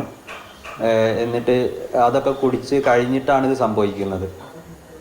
അപ്പോൾ വെന്റിലേറ്റർ എടുത്തത് കൊണ്ടാണ് അത് സംഭവിച്ചത്. അല്ലെങ്കിൽ ഞങ്ങൾക്കൊരു പ്രതീക്ഷയിൽ ഇരിക്കുന്ന ടൈമിലായിരുന്നു ഇത് വന്നത്. പിന്നെ അത് ഞങ്ങൾ പുറത്തോട്ട് വന്ന ടൈമിൽ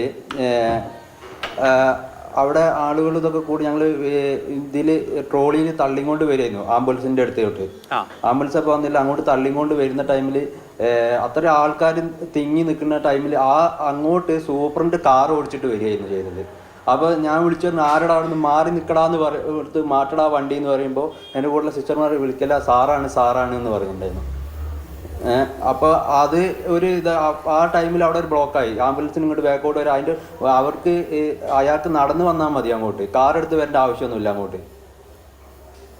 അതൊക്കെ അവിടെ ഒരു ബ്ലോക്കും കാര്യങ്ങളൊക്കെ ഉണ്ടായിരുന്നു. ഈ ആംബുലൻസിൽ കയറ്റിയതിന് ശേഷം പിന്നെ വെന്റിലേറ്ററിൽ ഇല്ല, അത് ഓക്സിജൻ ഇല്ലാത്ത ആംബുലൻസ് ആണ് വന്നത്. കിട്ടുന്ന ആംബുലൻസിൽ അപ്പോൾ വേഗം കയറ്റിയിട്ട് മേലെ ICUവിലേക്ക് കൊണ്ടുപോവുക ചെയ്തത്. അപ്പോൾ ഈ മരണകാരണമായി നിങ്ങൾക്ക് തോന്നുന്നത് അവിടെ ഈ അപകടത്തെ തുടർന്ന് പെട്ടെന്ന് ഇവരെ വെന്റിലേറ്റർ സപ്പോർട്ടിൽ നിന്ന് മാറ്റേണ്ടി വന്നത്, വെന്റിലേറ്റർ ഇല്ലാതെ കുറേ സമയം കഴിയേണ്ടി വന്നത് കൊണ്ടാണ് മരണം ഉണ്ടായത്, അല്ലെങ്കിൽ അവർ ജീവിതത്തിലേക്ക് തിരികെ വന്നേനെ എന്നുള്ളതാണ്? അതെ, തീർച്ചയായും അതെ, നല്ല ഇമ്പ്രൂവ്മെൻ്റ് ആയി വന്നതായിരുന്നു. അതായത് ICUവിലേക്ക് കയറ്റിയിട്ട് 1 മണിക്കൂറായപ്പോൾ മെഡിസിൻ ആവശ്യപ്പെട്ടു, അതൊക്കെ കൊണ്ടു കൊടുത്തു. അത് കഴിഞ്ഞിട്ട് ആണ് പറഞ്ഞത് കഞ്ഞി വേണം, കഞ്ഞി ജ്യൂസാക്കി കൊണ്ടുവരാൻ പറഞ്ഞു, സിറിഞ്ച് വേണമെന്ന് പറഞ്ഞു. അതൊക്കെ കൊടുത്തു. അത് കൊടുത്ത് ഒരു 15 മിനിറ്റ് കഴിഞ്ഞപ്പോഴാണ് ഇത് സംഭവിച്ചത്. അപ്പോൾ എന്നിട്ട് ഞങ്ങൾ മേലെ ICUവിലേക്ക് കൊണ്ടുപോയി കഴിഞ്ഞപ്പോൾ ഡോക്ടർ പറഞ്ഞ് ഇപ്പം പൾസ് പറ്റ കുറഞ്ഞു പോയിട്ടുണ്ട്, നമുക്ക് നോക്കാം. പിന്നെ ഇത് അവിടെ വെന്റിലേറ്റർ എടുത്തപ്പോൾ പിന്നെ ഡോക്ടർ വന്നിട്ട് ഇപ്പോൾ ഒന്ന് ബെറ്ററായി വരുന്നുണ്ട്, നമുക്കൊന്നും കൂടി നോക്കാം, പ്രതീക്ഷിക്കാം എന്ന് പറഞ്ഞ് പിന്നെയാണ് പെട്ടെന്ന് ഇത് ചേഞ്ച് ആയ ഒരു ഇതുകൊണ്ട് ഡോക്ടർ തന്നെ പറയണ്ടായി. ചേഞ്ച് ആയതുകൊണ്ട് ചിലപ്പോഴാണ് ഇതാവുള്ളൂ, അതായത് ഒന്ന് ഇതായി വന്നതായിരുന്നു, പിന്നീട് പെട്ടെന്ന് ഓക്സിജൻ ഇല്ലാതെ ആയതുകൊണ്ട് ഒന്നും എന്ത് സംഭവിക്കുമെന്ന് പറയാൻ പറ്റൂല എന്ന് പറഞ്ഞിട്ടുണ്ടായിരുന്നു ഡോക്ടർ. അപ്പോൾ നിങ്ങൾ ഈ വെന്റിലേറ്റർ മാറ്റി കൊണ്ടുപോയ സമയമുണ്ടല്ലോ, അപ്പോഴും നേരത്തെ കഞ്ഞി ചോദിച്ച ആളാണ് സഹോദരി, അപ്പോഴും അവർ കോൺഷ്യസ് ആയിരുന്നു, അവർ ബോധത്തോടെ ആയിരുന്നു ഇരുന്നത് അല്ലേ? അതായത് കഞ്ഞി ചോദിച്ചു പറഞ്ഞാൽ സിസ്റ്റർമാരാണ് ചോദിച്ചത്, കഞ്ഞി ഇതാക്കി തരണം ടൈമിൽ. അത് കുടിച്ച് കഴിഞ്ഞിട്ടാണ് ഇത് സംഭവിക്കുന്നത്. ഞങ്ങൾ കൊണ്ടു കൊടുത്തു, അത് അതിൻ്റെ പാത്രം തിരിച്ച് തന്നിരുന്നു. മറ്റുള്ള ആളുകളെ, അതായത് ഇപ്പോൾ 4 പേരാണ് മരിച്ചിട്ടുള്ളത്, അതിലിപ്പോൾ ഗോപാലൻ, അതുപോലെ തന്നെ ഗംഗാധരൻ തുടങ്ങിയ ആളുകളുടെ ബന്ധുക്കളും ഇതുപോലെ സംസാരിച്ചു. അവരും ചില അനുഭവങ്ങൾ സമാനമായ നിലയിലാണ് പറഞ്ഞിട്ടുള്ളത്. ഇപ്പോൾ ഗോപാലൻ്റെ കൂട്ടിരിപ്പുകാരൻ പറഞ്ഞത് ഈ താഴേക്ക് കൊണ്ടുപോകുന്ന സമയത്ത് അദ്ദേഹം താടി കൊണ്ട് എന്ത് സംഭവിച്ചു എന്നിങ്ങനെ ആംഗ്യം കൊണ്ട് അന്വേഷിക്കുന്നുണ്ടായിരുന്നു എന്നാണ്. അപ്പോൾ ഒരു പക്ഷേ അവരെ സംബന്ധിച്ചു ഇതുപോലെ, അതായത് ഞങ്ങളുടെ ഉറ്റവർ ജീവനോടെ ഇരുന്നേനെ ഇങ്ങനൊരു അപകടം ഉണ്ടായിരുന്നില്ലെങ്കിൽ എന്ന് വിചാരിക്കുന്നവരാണെന്ന് തോന്നുന്നു. അപ്പോൾ താങ്കൾ മറ്റാരെങ്കിലും കാണുകയോ സംസാരിക്കുകയോ ചെയ്തിരുന്നോ? ഇല്ല, ഞാൻ ആരും കണ്ടില്ല. ഇത് അതുകൊണ്ട് ഷിഫ്റ്റ് ചെയ്യുന്ന ടൈമിൽ വെന്റിലേറ്ററിൻ്റെ സഹായം ഉണ്ടെങ്കിൽ എൻ്റെ സിസ്റ്റർ തീർച്ചയായും രക്ഷപ്പെട്ടിരുന്നു. അതില്ലാത്തത് കൊണ്ടാണ് ഇത് സംഭവിച്ചത്. അപ്പോൾ ആ സമയത്ത് ഡോക്ടർമാരാരെങ്കിലും കൂടെ ഉണ്ടായിരുന്നു? നഴ്സുമാരുണ്ടായിരുന്നു എന്ന് നേരത്തെ പറഞ്ഞു. ഡോക്ടർമാരുടെ സഹായം, ഇപ്പം നഴ്സുമാർ ഈ പാനിക്കാവുന്ന അവസ്ഥയിൽ അവർ ഡോക്ടർമാരെ വിളിച്ചു നോക്കുകയോ ഒരു ക്രിട്ടിക്കൽ കണ്ടീഷനുള്ള രോഗിയാണ്, ഇതാണ് അവസ്ഥ എന്ന് പറയുകയോ അങ്ങനെ എന്തെങ്കിലും ചെയ്തിരുന്നോ? അവർ വിളിക്കുന്നുണ്ടായിരുന്ന അപ്പോൾ അവിടെ ഉണ്ടായിരുന്ന ആ വഴി വന്ന ഡോക്ടർമാരാണ് നോക്കിയിരുന്നത്. അവർ അങ്ങോട്ടും ഇങ്ങോട്ടൊക്കെ വിളിക്കുന്നുണ്ടായിരുന്നു, എവിടെ ICU ഒഴിവുണ്ടോ, വെന്റിലേറ്റർ ഒഴിവുണ്ടോ നോക്കുന്നുണ്ടായിരുന്നു. പിന്നെ അവിടുത്തെ ഇത് കിട്ടിയില്ല. പിന്നെ ഞങ്ങൾ സിസ്റ്റർ പറഞ്ഞു നമുക്ക് നേരെ കൊണ്ടുപോകാം, അവിടെ എന്തെങ്കിലും ഉണ്ടാവും എന്നുള്ളതിലാണ് സിസ്റ്റർ ഞങ്ങളുമായി കൊണ്ടുപോയത് അങ്ങോട്ട്. അവിടെ എത്തി കുറച്ചു നേരം സ്റ്റേബിൾ ആയിരുന്നു അല്ലെ? അതിനുശേഷമാണ് നില വഷളായത്. അവിടെ കഴിഞ്ഞ് അരമണിക്കൂർ കഴിഞ്ഞിട്ടാണ് സംഭവിച്ചത്. ഇപ്പോൾ ഇതൊക്കെ കഴിഞ്ഞ് ഇപ്പോൾ ജീവൻ നഷ്ടമായി എന്ന് ഡിക്ലെയർ ചെയ്ത ശേഷം എന്താണ് ആശുപത്രി അധികൃതർ നിങ്ങൾക്ക് നൽകിയ വിശദീകരണം? എന്താണ്? ഞങ്ങൾക്കൊന്നും വിശദീകരണം തന്നില്ല. പിന്നെ ആരോ പറയുന്ന കേട്ടു അവർ ഓൾറെഡി ഡെഡായിരുന്നു എന്ന് പറഞ്ഞു. ഡെഡായിരുന്നെങ്കിൽ ഞങ്ങൾക്ക് അങ്ങോട്ട് കൊണ്ടുവരേണ്ട ആവശ്യമില്ലായിരുന്നല്ലോ. അല്ല, അത് നസീറെ കുറിച്ചല്ല പറഞ്ഞത്, അത് മറ്റൊരു പിന്നെ രോഗിയെ കുറിച്ചാണ് പറഞ്ഞത്. ഗംഗ എന്ന പേരുള്ള വ്യക്തിയെ കുറിച്ചാണ് പറഞ്ഞത്. നസീറെ കുറിച്ച് പറഞ്ഞത് അതീവ ഗുരുതരാവസ്ഥയിലായിരുന്നു എന്നാണ് ഇന്നലെ പ്രിൻസിപ്പൽ മാധ്യമങ്ങളോട് പറഞ്ഞത്. വളരെ ഗുരുതരാവസ്ഥയിലായിരുന്നു, വെന്റിലേറ്ററിലായിരുന്നു. അപ്പോൾ അത്രയും ഗുരുതരമായ രോഗാവസ്ഥ ഉള്ളതുകൊണ്ടാണ് മരണത്തിന് കീഴടങ്ങിയത് എന്നാണ് പ്രിൻസിപ്പൽ പറഞ്ഞത് ഇന്നലെ. അത് വെന്റിലേറ്ററിന്റെ സഹായം ഇല്ലാത്തത് കൊണ്ടാണ് അങ്ങനെ സംഭവിച്ചത്. ഞങ്ങൾക്കൊരു പ്രതീക്ഷയിൽ ഞങ്ങൾ വരികയായിരുന്നു, വെന്റിലേറ്റർ ICUയിലേക്കൊക്കെ മാറ്റി ഒരു നല്ലൊരു ഇതിൽ വരികയായിരുന്നു. അപ്പോഴാണ് ഇത് സംഭവിച്ചത്. തീർച്ചയായിട്ടും അതാണ് അതിനകത്ത് ഏറ്റവും സങ്കടകരമായ കാര്യം. ഇവിടെ ശ്രീ KT കുഞ്ഞിക്കണ്ണൻ നേരത്തെ നിജേഷ് സംസാരിച്ചപ്പോൾ എന്തായിരുന്നു എമർജൻസി എക്സിറ്റിൻ്റെ ഒക്കെ അവസ്ഥ എന്ന് സൂചിപ്പിക്കുകയുണ്ടായി. ശരിയാണ്, ഒരുപാട് രോഗികളുള്ള 151 രോഗികൾ ഉണ്ടായിരുന്ന സമയത്തുണ്ടായ അപകടമാണ്, ഇതൊക്കെ സമ്മതിക്കുന്നു. അവിടെ വലിയ തോതിലുള്ള കായോസ് ഉണ്ടായി, അതും സമ്മതിക്കുന്നു. പക്ഷേ നമ്മുടെ നാട്ടിൽ ഒരു വ്യക്തിക്ക്, അതും ഒരു പൊതുജനാരോഗ്യ സംവിധാനത്തിനകത്ത് പ്രാണവായു കിട്ടാതെ മരണം സംഭവിച്ചാൽ അത് നമ്മുടെ കുഴപ്പമാണ്, നമ്മുടെ സിസ്റ്റത്തിന്റെ കുഴപ്പമാണ് എന്ന് നമ്മൾ ഐഡന്റിഫൈ ചെയ്യുകയും കറക്റ്റ് ചെയ്യുകയും ചെയ്തില്ല എങ്കിൽ ഇത്തരത്തിലുള്ള കാര്യങ്ങൾ ഇനിയും സംഭവിക്കില്ലേ?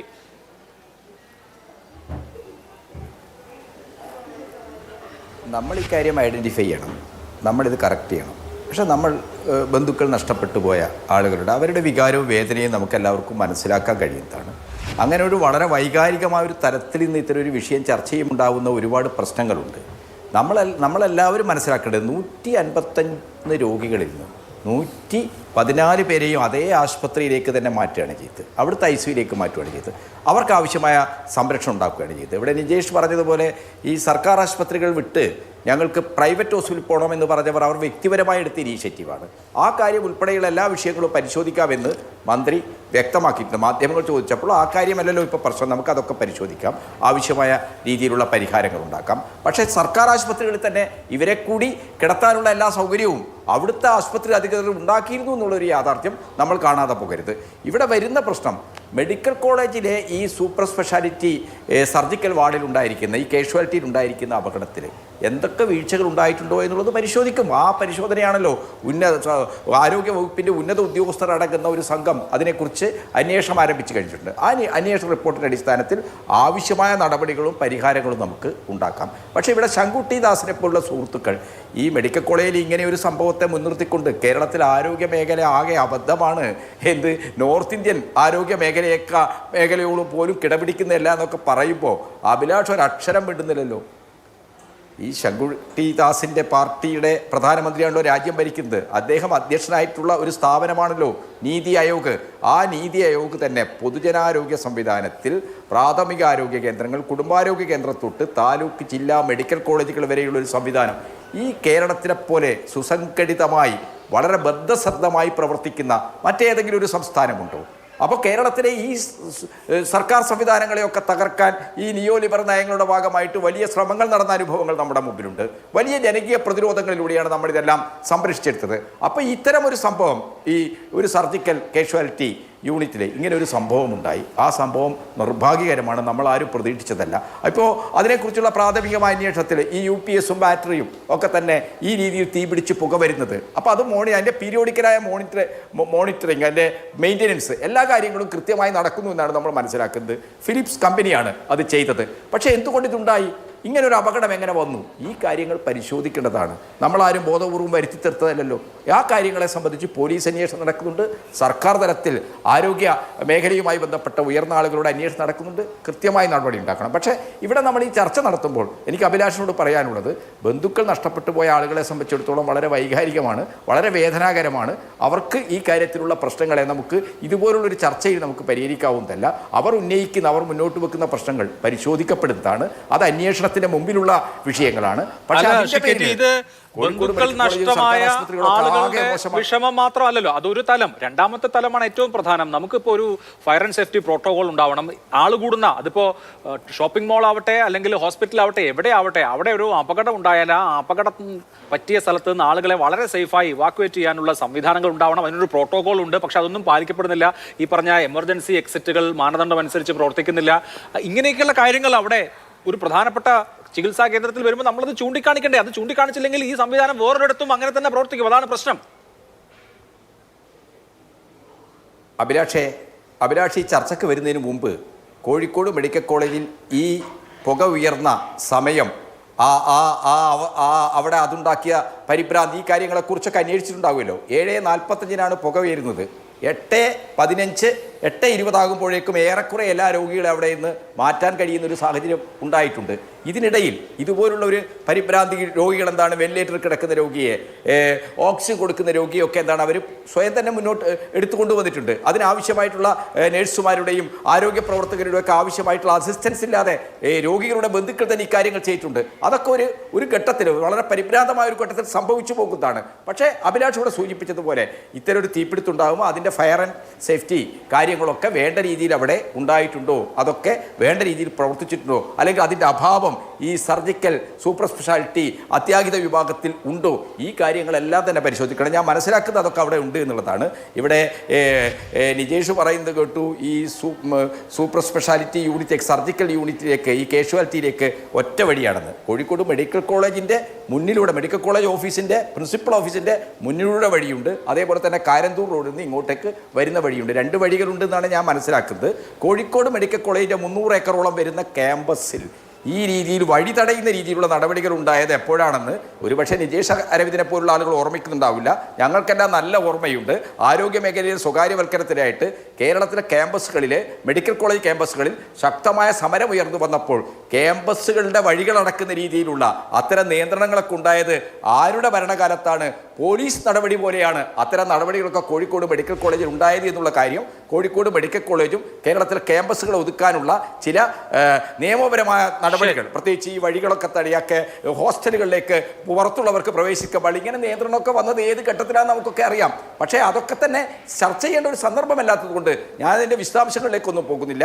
ഇവിടെ ഇങ്ങനെ ഒരു ദാരുണമായ സംഭവം ഒരിക്കലും സംഭവിക്കാൻ പാടില്ലാത്തൊരു സംഭവം ഉണ്ടായിരിക്കുന്നു. അതെന്തുകൊണ്ട് സംഭവിച്ചു എന്ന് കൃത്യമായി അന്വേഷിക്കണം. അതിന് ആരുടെ ഭാഗത്താണ് വീഴ്ചകൾ ഉണ്ടായെന്ന് പരിശോധിക്കണം. ആരുടെ ഭാഗത്തുനിന്നുണ്ടായാലും നടപടികൾ ഉണ്ടാക്കണം. അല്ലാതെ ഏതെങ്കിലും രീതിയിലുള്ള മറ്റ് വിഷയങ്ങൾ, ഇപ്പോൾ ഇത്തരത്തിലുള്ള കാഷ്വാലിറ്റി യൂണിറ്റുകളിലെ രോഗികളെ വേണ്ട രീതിയിൽ ഡോക്ടർമാർക്ക് അസിസ്റ്റ് ചെയ്യാൻ കഴിഞ്ഞിട്ടുണ്ടോ, നഴ്സുമാർക്ക് അസിസ്റ്റ് ചെയ്യാൻ കഴിഞ്ഞിട്ടുണ്ടോ, അങ്ങനെ ഒരു അസിസ്റ്റൻസിൻ്റെ സഹായമില്ലാതെ രോഗികളുടെ ബന്ധുക്കൾ തന്നെ രോഗികളെ നീക്കുമ്പോൾ, ഇപ്പോൾ തീർച്ചയായിട്ടും വെന്റിലേറ്ററൊക്കെ കിടക്കുന്ന ഒരു രോഗിയെ മാറ്റുമ്പോൾ സ്വാഭാവികമായിട്ട് എന്താണ്, മരണം സംഭവിക്കാം. ആ കാര്യങ്ങളെല്ലാം തന്നെ അന്വേഷണത്തിൻ്റെ മുമ്പിലാണുള്ളത്. ആ അന്വേഷണം ഇത്തരം കാര്യങ്ങൾ ഭാവിയിൽ ഉണ്ടാകാതിരിക്കാനുള്ള മുൻകരുതലിൻ്റെയും കൂടി ഭാഗമാണ്. ഓക്കെ, ഇവിടെ നിജേഷ് അരവിന്ദ്, മുഖ്യമന്ത്രി പിണറായി വിജയൻ പറഞ്ഞത് സംഭവിക്കാൻ പാടില്ലാത്ത സംഭവമാണ് എന്നാണ്. എന്ന് പറഞ്ഞാൽ ഏതെങ്കിലും തരത്തിൽ ന്യായീകരിക്കുന്നില്ല, ഗൗരവമുള്ള സ്വഭാവമാണെന്ന് മുഖ്യമന്ത്രി പറയുന്നു. ആരോഗ്യമന്ത്രി പറയുന്നു 2 തലങ്ങളിലുള്ള അന്വേഷണം. ഒരു തലം എന്ന് പറയുന്നത് ഇതെങ്ങനെ സംഭവിച്ചു എന്നതിൻ്റെ സാങ്കേതികമായ പരിശോധനയാണ്, അത് നടക്കുന്നു. രണ്ടാമത്തേത് പോലീസിന്റെ അന്വേഷണമാണ്. അസ്വാഭാവിക മരണത്തിന് കേസെടുത്തിട്ടുണ്ട്. ഈ ഫയർ ആക്സിഡന്റ് ഉണ്ടായതിനെക്കുറിച്ചും കേസെടുത്തിട്ടുണ്ട്. അതുപോലെ തന്നെ ഫോറൻസിക് വിഭാഗം ഇതുമായി ബന്ധപ്പെട്ട തെളിവുകൾ ശേഖരിക്കുന്നുണ്ട്. അപ്പോൾ ഇത് ഗൗരവപൂർണ്ണമായി അഡ്രസ് ചെയ്യുകയാണെന്ന് തോന്നുന്നുണ്ടോ? ഒരിക്കലുമില്ല. ഞാൻ പിന്നെ അതൊരു ആരോപണത്തിന്റെ ഭാഷയിലേക്ക് പോവേണ്ട എന്ന് കരുതിയിട്ടാണ്. ഇന്നലെ ഏറ്റവും കൂടുതൽ ബുദ്ധിമുട്ടുണ്ടായത് അവിടുന്ന് പുറത്തേക്ക് രോഗികളെ കൊണ്ടുപോയപ്പോഴുണ്ടായ ബ്ലോക്കാണ്. ആ ബ്ലോക്കിലാണ് നേരത്തെ കേട്ടി പറഞ്ഞ പോലെ 20 മിനിറ്റ് കൊണ്ടൊന്നും എത്തിയിട്ടില്ല. പല ആംബുലൻസുകളും 2 ആംബുലൻസുകൾ വന്ന് ബ്ലോക്കായി കിടക്കുന്നു. അങ്ങോട്ടും ഇങ്ങോട്ടും പോകാൻ പറ്റുന്നില്ല. മെഡിക്കൽ കോളേജിന്റെ കാഷ്വാലിറ്റിയിൽ നിന്ന് മറ്റൊരു ഡിപ്പാർട്ട്മെന്റിനകത്തേക്ക് പോകാനുള്ള വഴി റോട്ടിലൂടെ കറങ്ങി വരണം. ആ റോട്ടിലൂടെ കറങ്ങി വന്നപ്പോഴാണ് ഇന്നലെ പ്രയാസമുണ്ടായത്. അത് തുറന്ന് ഒരു ഗേറ്റ് എങ്കിലും വെച്ച് അത് നേരെ തുറന്നിരുന്നെങ്കിൽ ഇത്ര ബുദ്ധിമുട്ടുണ്ടാവില്ലായിരുന്നു.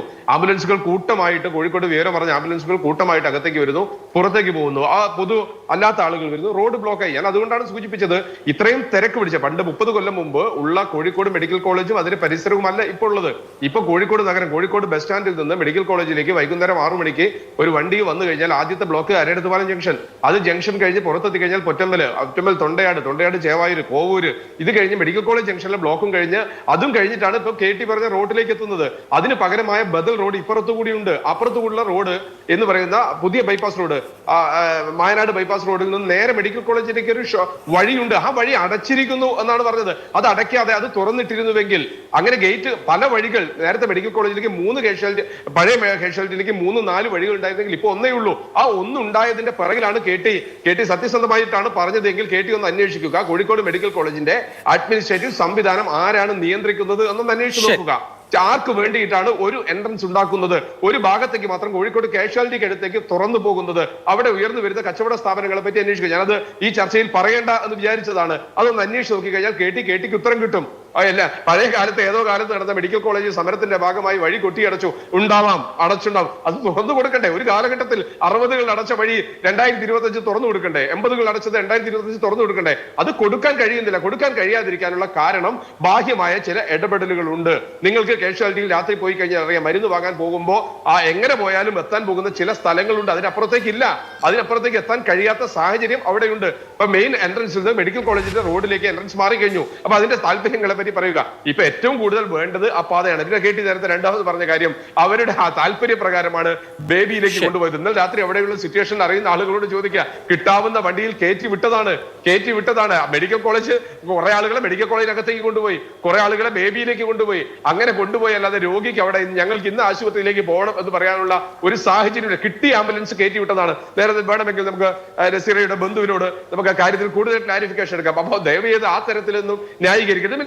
നമ്മൾക്കറിയാം, കോഴിക്കോട് മെഡിക്കൽ കോളേജിന്റെ പ്രശസ്തിയും അന്തസ്സും ഉയർന്ന കാലഘട്ടങ്ങൾ ഉണ്ടായിട്ട് ഏറ്റവും കൂടുതൽ നിപ്പ ചികിത്സ പ്രശ്നങ്ങൾ വന്ന സമയത്ത് കോഴിക്കോട് പ്രൈവറ്റ് ആശുപത്രിയിലെ ഡോക്ടർമാർ കോഴിക്കോട് മെഡിക്കൽ കോളേജിലായിരുന്നു. അന്ന് അതിന്റെ യശസ് ഉയർന്നു. അന്ന് കേരളത്തിന്റെ മന്ത്രിയായിരുന്ന ശൈല ടീച്ചർ ഇവിടെ വന്ന് ക്യാമ്പ് ചെയ്തു, പറഞ്ഞു. ആ ആളുകളെ കൂട്ടി, അവിടെയുള്ള ആളുകളുടെ മനുഷ്യാധ്വാനത്തിനെ ചാനലൈസ് ചെയ്തുകൊണ്ട് അവർ പ്രതിരോധിക്കാനുള്ള സംവിധാനങ്ങളിലേക്ക് എത്തി. അന്ന് എല്ലാവരും ഒരുമിച്ച് ചേർന്നു. ഇന്ന് കോഴിക്കോട് മെഡിക്കൽ കോളേജിനകത്തുള്ള ആ സംവിധാനം കുത്തഴിഞ്ഞതാണോ എന്ന് പരിശോധിക്കണം. എന്തുകൊണ്ട് മാലിന്യം കെട്ടിക്കിടക്കുന്നു, മാലിന്യങ്ങൾ തുറന്നു വിടുന്നു, എന്തുകൊണ്ട് പഴയ സാധനങ്ങൾ അവിടെയും ഇവിടെ ഇടുന്നു, എന്തുകൊണ്ട് എമർജൻസി ഡോർ തുറക്കുന്നില്ല എന്നൊക്കെ അന്വേഷിച്ച് പോയി കഴിഞ്ഞാൽ നമ്മൾക്ക് എത്താവുന്നത് 6 മാസം കൂടുമ്പോൾ വരുന്ന താൽക്കാലിക നിയമനങ്ങൾ. ആ താൽക്കാലിക നിയമനങ്ങളിലൂടെ കടന്നു വരുന്ന ആളുകൾ, ആ വരുന്ന ആളുകൾക്ക് ഇതിനുള്ള കേപ്പബിലിറ്റി ഉണ്ടോ, അതിനുള്ള ശേഷിയുണ്ടോ എന്നുള്ള കാര്യങ്ങൾ, ഇതിലേക്കൊക്കെ അന്വേഷണമാണ്. ഈ ഘട്ടമായതുകൊണ്ടാണ് ആദ്യഘട്ടത്തിൽ അതിലേക്ക് പോകാറുള്ളത്. അപ്പൊ കോഴിക്കോട് മെഡിക്കൽ കോളേജിനെ ചുറ്റിപ്പറ്റി നിൽക്കുന്ന ഒരു റാക്കറ്റ് ഉണ്ട്. ആ റാക്കറ്റാണ് യഥാർത്ഥത്തിൽ അതിന്റെ ശേഷിയെ അതിന്റെ പ്രവർത്തന ശേഷിയെ കുറച്ചിട്ടുള്ളത് എന്ന് നമ്മൾ മനസ്സിലാക്കണം. പിന്നെ ആരോഗ്യമന്ത്രിക്ക് പ്രത്യേകിച്ച് റോളൊന്നും ഉള്ളതായിട്ട് കാണുന്നില്ല. മെഡിക്കൽ കോളേജ് ആരോഗ്യമന്ത്രി മുമ്പ് വന്നത് അർഷീനയുടെ സമരമുള്ള സമയത്ത് അവർ വന്ന് കെട്ടിപ്പിടിച്ച് നിങ്ങൾ എല്ലാ പ്രശ്നവും പരിഹരിക്കുമെന്ന് പറഞ്ഞു പോയത്. പിന്നീട് ഇപ്പോഴാണ് കടന്നു വരുന്നത്. അതുകൊണ്ട് ആരോഗ്യമന്ത്രിയെ പറ്റി ഹൈലൈറ്റ് ചെയ്തുകൊണ്ട് പ്രത്യേകിച്ച് നമ്മൾക്കൊക്കെ അനുഭവമുള്ളതാണ്. ആരോഗ്യമന്ത്രിക്ക് പ്രത്യേകിച്ച് ഒരു റോളും ഈ കാര്യത്തിൽ മുഖ്യമന്ത്രി പറഞ്ഞു സംഭവിക്കാൻ പാടില്ല. നമുക്കൊക്കെ അറിയാം എന്തുകൊണ്ട് എങ്ങനെയെന്ന് ചിന്തിക്കാൻ ഭരണ സംവിധാനത്തിന് കഴിഞ്ഞാൽ നമുക്ക് മുന്നോട്ട് പോകാൻ സാധിക്കും. ശരി, ശ്രീ ശങ്കുട്ടിദാസ്, താങ്കൾ നേരത്തെ കേരളത്തിന്റെ പൊതുജനാരോഗ്യ രംഗത്തെക്കുറിച്ച് പറഞ്ഞു. നീതി ആയോഗിന്റെ ധനാരോഗ്യ സൂചിക റിപ്പോർട്ട് അനുസരിച്ച് കേരളം മറ്റ് സംസ്ഥാനങ്ങളെക്കാൾ കൂടുതലാണ് ആരോഗ്യ കുടുംബക്ഷേമ രംഗത്ത് ചെലവ് ചെയ്യുന്നത്. കേരളത്തിന്റെ ആരോഗ്യ കുടുംബക്ഷേമ ചെലവ് 6.4% മറ്റ് സംസ്ഥാനങ്ങളുടെ ശരാശരി ചെലവ് 5.6% GSDP-യുടെ. ഇത് ഗുണപരമായ ചെലവുകൾ ഗുണപരമല്ല, ഉൽപാദനപരമായ ആവശ്യങ്ങൾക്ക് വേണ്ടി ചെലവ് ആ നിലയ്ക്ക് മാറ്റണം എന്നുള്ളതാണ് ഏറ്റവും ഒടുവിൽ നീതി ആയോഗ് കേരളത്തോട് നിർദ്ദേശിച്ച ഒരു കാര്യം. ഞാൻ അതിന്റെ സ്റ്റാറ്റിസ്റ്റിക്സോ മറ്റു കാര്യങ്ങളോ പറയുകയില്ല. ഇവിടെ ഇപ്പോൾ നമ്മളെ സംബന്ധിക്കുന്ന പ്രശ്നം, കോഴിക്കോട് മെഡിക്കൽ കോളേജ് സമീപകാലത്ത് ഡെവലപ്പ് ചെയ്തിട്ടുണ്ട്, നമുക്കറിയാം. ഇത് മാത്രമല്ല, അത് പല അർത്ഥത്തിൽ സെന്റർ ഓഫ് എക്സലൻസുമാണ്. അവിടെ പക്ഷേ ഇതുപോലെയുള്ള കാര്യങ്ങളിൽ വീഴ്ച വരുന്നു. ഏറ്റവും കൂടുതൽ ആളുകൾ ആശ്രയിക്കുന്ന ഒരു വലിയ ആശുപത്രിയിൽ ഇത്തരം കാര്യങ്ങൾ ശ്രദ്ധിക്കാതെ പോകുന്നു. അത് കറക്റ്റ് ചെയ്യണം. അപ്പോൾ ഇത് ശരിയാക്കണം എന്ന അർത്ഥത്തിലല്ലേ സ്വാഭാവികമായും ചർച്ച പുരോഗമിക്കേണ്ടത്? ആ അർത്ഥത്തിൽ തന്നെയാണല്ലോ ചർച്ച പുരോഗമിക്കുന്നത്. ഈ പ്രശ്നങ്ങൾ ഒരിക്കലും പരിഹരിക്കരുത്. നിങ്ങൾ കോഴിക്കോട് മെഡിക്കൽ കോളേജിനെ ഈ പ്രശ്നത്തോടുകൂടി ഉപേക്ഷിക്കണം എന്നല്ല പറയുന്നത്. കോഴിക്കോട് മെഡിക്കൽ കോളേജിനും കേരളത്തിൻ്റെ പൊതുജനാരോഗ്യ മേഖലയ്ക്ക് പൊതുവിലും ചില പ്രശ്നങ്ങളുണ്ട്. ആ പ്രശ്നം എന്താണ്? ആ പ്രശ്നം സർക്കാരിൻ്റെ ശ്രദ്ധ കുറവാണ്. നമ്മുടെ ആരോഗ്യ മേഖലയിലുള്ള ശ്രദ്ധ എന്ന് പറയുമ്പോൾ നമ്മുടെ 80% ശ്രദ്ധയും പോകുന്നത് പ്രൈവറ്റ് സെക്ടറിലേക്കാണ് എന്നുള്ളതാണ്. ഇത് കണക്കിൻ്റെ അടിസ്ഥാനത്തിലാണ് ഞാൻ പറയുന്നത്. ഞാൻ എൻ്റെ ഭാവനയിൽ നിന്നല്ല പറയുന്നത്. ഞാൻ നേരത്തെ പറഞ്ഞു, നമ്മുടെ 80% ആംബുലേറ്ററി കെയർ ആണെങ്കിലും 60% ഇൻപേഷ്യൻ്റ് കെയർ ആണെങ്കിലും നിർവഹിക്കുന്നത് പ്രൈവറ്റ് ഹെൽത്ത് സെക്ടറാണ്. 40% ആളുകൾ മാത്രമാണ് സർക്കാർ ആശുപത്രികളെ ആശ്രയിക്കുന്നത്. 60% ആളുകളും സാധ്യമായ തരത്തിലെല്ലാം പ്രൈവറ്റ് ആശുപത്രികളെയാണ് ആശ്രയിക്കുന്നത്. ഇപ്പം നിങ്ങൾ നീതി ആയോഗിൻ്റെ കണക്കിലുള്ള കേരളത്തിൻ്റെ റാങ്കിങ്ങിനെ പറ്റി പറഞ്ഞു. അത് കേരളത്തിൻ്റെ പബ്ലിക് ഹെൽത്ത് സെക്ടറിനെ മാത്രം പഠിച്ചുകൊണ്ടുള്ളൊരു റിപ്പോർട്ടല്ല. അത് കേരളത്തിൻ്റെ പൊതുജനാരോഗ്യ മേഖലയെ മാത്രം പഠിച്ചുകൊണ്ടുള്ള റിപ്പോർട്ടല്ല. അത് കേരളത്തിൻ്റെ മൊത്തം ആരോഗ്യ മേഖലയെ പഠിച്ചുകൊണ്ടുള്ള റിപ്പോർട്ടാണ്. ആ മൊത്തം ആരോഗ്യ മേഖല എന്ന് പറയുമ്പോൾ അതിൽ പ്രൈവറ്റ് സെക്ടറും വരും. ഈ പ്രൈവറ്റ് സെക്ടറിന്റെ എക്സലൻസിന്റെ മുകളിൽ നമ്മൾ സർക്കാരിന്റെ സ്പെൻഡിങ്ങിനെ കുറിച്ചാണ് പിടിക്കുകയാണ്. ഈ രണ്ട് സർക്കാർ മൊത്തം വരുമാനത്തിന്റെ സർക്കാർ മൊത്തം ആഭ്യന്തര ഉൽപാദനത്തിന്റെ എത്ര ആരോഗ്യ രംഗത്തിന് ചെലവ് ചെയ്യുന്നു വരുമാനത്തിന്റെ എത്ര ശതമാനമാണ് ചെലവഴിക്കുന്നത്? അതാണ് പറഞ്ഞത്. നീതി ആയോഗിന്റെ റിപ്പോർട്ട് അനുസരിച്ച് 6.4% ഹെൽത്ത് ആൻഡ് ഫാമിലി വെൽഫെയർ. അങ്ങ് ഏത് കണക്കാ ഉദ്ധരിക്കുക, ഏത് വർഷത്തെ കണക്കാ ഉദ്ധരിക്കുന്നത് എനിക്കല്ല. ഞാൻ ഏറ്റവും ഒടുവിലുള്ള ലഭ്യമായ കണക്ക് 2023 വർഷത്തെയാണ്. ഞാൻ ആ കണക്ക് പറയാം. 2023-24 വർഷത്തിലാണെങ്കിൽ എൻ്റെ കയ്യിൽ കണക്കില്ല, ഞാൻ എൻ്റെ ഓർമ്മയിൽ നിന്നാണ് പറയുന്നത്. 1,79,000 കോടി രൂപയുടെ ബജറ്റിൽ 2,293 കോടി രൂപയാണ് ഹെൽത്ത് സെക്ടറിന് വേണ്ടി നീക്കി വെച്ചിട്ടുണ്ടായിരുന്നത്. അതായത് പബ്ലിക് ഹെൽത്ത് സെക്ടറിന് വേണ്ടി നീക്കി വെച്ചിട്ടുണ്ടായിരുന്നത്. മൊത്തം ഹെൽത്ത് സെക്ടറിന് വേണ്ടി നീക്കി വെച്ചിരുന്നത് 9,750 കോടി രൂപയാണ്. പബ്ലിക് ഹെൽത്ത് സെക്ടറിനുള്ള അപ്പോഴത്തെ അലോക്കേഷൻ എത്രയാണ്? ആ കണക്ക് ഉദ്ധരിച്ചുകൊണ്ടാണ് ഞാൻ പറഞ്ഞത്. നാഷണൽ ആവറേജ് എന്ന് പറയുന്നത് 6.2% ആയിരിക്കുമ്പോൾ കേരളത്തിൻ്റെ ഹെൽത്ത് സെക്ടറിനുള്ള അലോക്കേഷൻ, ജനറൽ ഹെൽത്ത് സെക്ടറിനുള്ള അലോക്കേഷൻ മാത്രം 5.5% മാത്രമാണ്. അതിൽ തന്നെ 1% മാത്രമാണ് പബ്ലിക് ഹെൽത്ത് സെക്ടറിലേക്കുള്ള അലോക്കേഷൻ വരുന്നത്. നമ്മുടെ നാഷണൽ ഹെൽത്ത് സ്കീം 2017 പറയുന്നത് ഒരു സംസ്ഥാനം മാതൃകാപരമായി പ്രവർത്തിക്കുന്നുണ്ടെങ്കിൽ അവരുടെ മൊത്തം GDPയുടെ 2.5% ഹെൽത്ത് സെക്ടറിലേക്ക് നീക്കി വെക്കണം. മൊത്തം ബജറ്ററി അലോക്കേഷൻ്റെ 8% നീക്കി വെക്കണം എന്നുള്ളതാണ്. ആ കണക്കിൽ നമ്മൾ വളരെ താഴെയാണ്. നമുക്ക് പറയുമ്പോൾ മറ്റ് സംസ്ഥാനങ്ങളെക്കാൾ പെർഫോം ചെയ്യുന്നുണ്ടെന്ന് പറയാം. കാരണം എന്തുകൊണ്ടാണ്? കേരളത്തിന് ഒരു ഹിസ്റ്ററിക്കൽ അഡ്വാൻറ്റേജ് ഉണ്ട്. മറ്റ് സംസ്ഥാനങ്ങളെക്കാൾ ഒരു ഹെഡ് സ്റ്റാർട്ട് ഉണ്ട്. ചരിത്രപരമായി വളരെ മികച്ചു നിന്നിരുന്ന ഒരു ആരോഗ്യ മേഖലയാണ് നമ്മുടേത്. നമുക്കറിയാം, ബ്രിട്ടീഷുകാർ ഇന്ത്യ വിട്ടു പോകുമ്പോൾ 1947 ഇന്ത്യയുടെ മൊത്തം ചൈൽഡ് ഡെത്ത് റേറ്റ് അല്ലെങ്കിൽ നമ്മുടെ ആവറേജ് ലൈഫ് എക്സ്പെക്റ്റൻസി എന്ന് പറയുന്നത് കേവലം 31 വയസ്സായിരുന്നു. 31 വയസ്സിലാണ് ആൾക്കാർ ശരാശരി മരിച്ചിരുന്നത്. അന്നത്തെ ചൈൽഡ് ഡെത്ത് റേറ്റും മെറ്റേണിറ്റി റേറ്റും ഒക്കെ നോക്കിക്കഴിഞ്ഞിട്ടുണ്ടെങ്കിൽ വളരെ പരിതാപകരമായിരുന്നു. അന്നത്തെ ഇന്ത്യയുടെ ലിറ്ററസി റേറ്റ് പോലും 12% മാത്രമായിരുന്നു. അതായത് 10ാം നൂറ്റാണ്ടിൽ ഏതാണ്ട് ലോക GDPയുടെ 33% കൈകാര്യം ചെയ്തിരുന്ന, 16ാം നൂറ്റാണ്ടിൽ പോലും 24% കൈകാര്യം ചെയ്തിരുന്ന ഒരു രാജ്യത്തെ 1947 ആയപ്പോഴേക്ക് ലോക GDPയുടെ 2% മാത്രം കൈകാര്യം ചെയ്യുന്ന സബ്സഹാറൻ രാജ്യങ്ങളെക്കാൾ താഴ്ന്ന ജീവിത നിലവാരമുള്ള ഒരു രാജ്യമാക്കിയിട്ടാണ് ഇവർ പോയത്. എല്ലാ സംസ്ഥാനങ്ങളും ഇതിൻ്റെ ദൂഷ്യവശങ്ങൾ അനുഭവിച്ചിട്ടുണ്ട്. നേരെ തിരിച്ച് ഏറ്റവും മുകളിൽ അപ്പം നിന്നിരുന്ന കേരളമാണ്. കേരളത്തിലേക്ക് ഈ ബ്രിട്ടീഷുകാരുടെ ഭരണം വല്ലാതെ വന്നിട്ടില്ലാത്തതുകൊണ്ടും കേരളത്തിൽ ഭരിച്ചിരുന്ന നാട്ടുരാജ്യങ്ങൾ വളരെ നന്നായിട്ട് പൊതുജനാരോഗ്യത്തിൻ്റെ കാര്യത്തിലാണെങ്കിലും വിദ്യാഭ്യാസത്തിൻ്റെ കാര്യത്തിലാണെങ്കിലും ശ്രദ്ധ ചെലുത്തിയിരുന്നതുകൊണ്ട് നാഷണൽ ആവറേജ് ഈ ലിറ്ററസി 12% ആയിരിക്കുമ്പോൾ കേരളത്തിൻ്റെ ലിറ്ററസി റേറ്റ് 50% അടുത്തായിരുന്നു.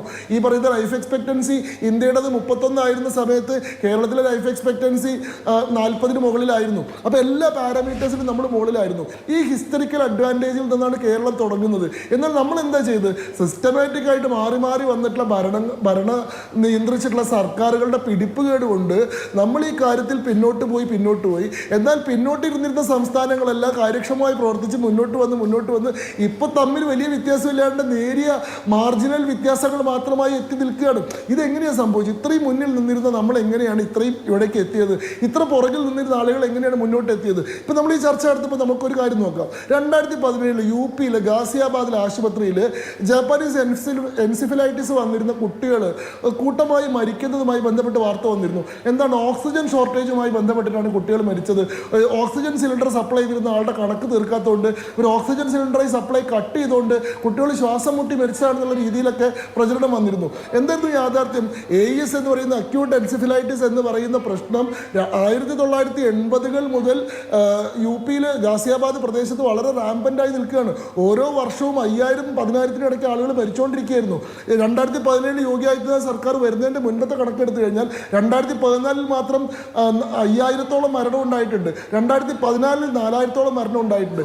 ഏറ്റവും കുറച്ച് മരണം റെക്കോർഡ് ചെയ്യപ്പെട്ടിട്ടുള്ള വർഷമായിരുന്നു അത്. 2017 547 മരണം മാത്രമേ ഉണ്ടായിരുന്നുള്ളൂ. എന്നാൽ ആ മരണത്തെ ഓക്സിജൻ കിട്ടാത്തത് കൊണ്ടുള്ള മരണമാണെന്ന് പറഞ്ഞിട്ട് ഒരു പ്രചരണം നടത്തി. യഥാർത്ഥത്തിൽ ഇത് ജാപ്പനീസ് എൻസെഫലൈറ്റിസുമായി ബന്ധപ്പെട്ടതാണെന്നും ഓക്സിജൻ സപ്ലൈ കട്ട് ചെയ്തിരുന്നതേ ഇല്ലായിരുന്നുവെന്നും ഓക്സിജൻ സിലിണ്ടറി സപ്ലൈ അവിടെ ഉണ്ടായിരുന്നതൊക്കെ പിന്നീട് അന്വേഷണത്തിൽ വന്നു. പക്ഷേ ഈ കാര്യത്തിൽ പൊതുജന ശ്രദ്ധയുണ്ടായി, വിമർശനം ഉണ്ടായപ്പോൾ പിന്നീടുള്ള വർഷങ്ങളിലെ പാരാമീറ്റേഴ്സ് നമ്മൾ ആരും ചർച്ചയിൽ പറഞ്ഞില്ല.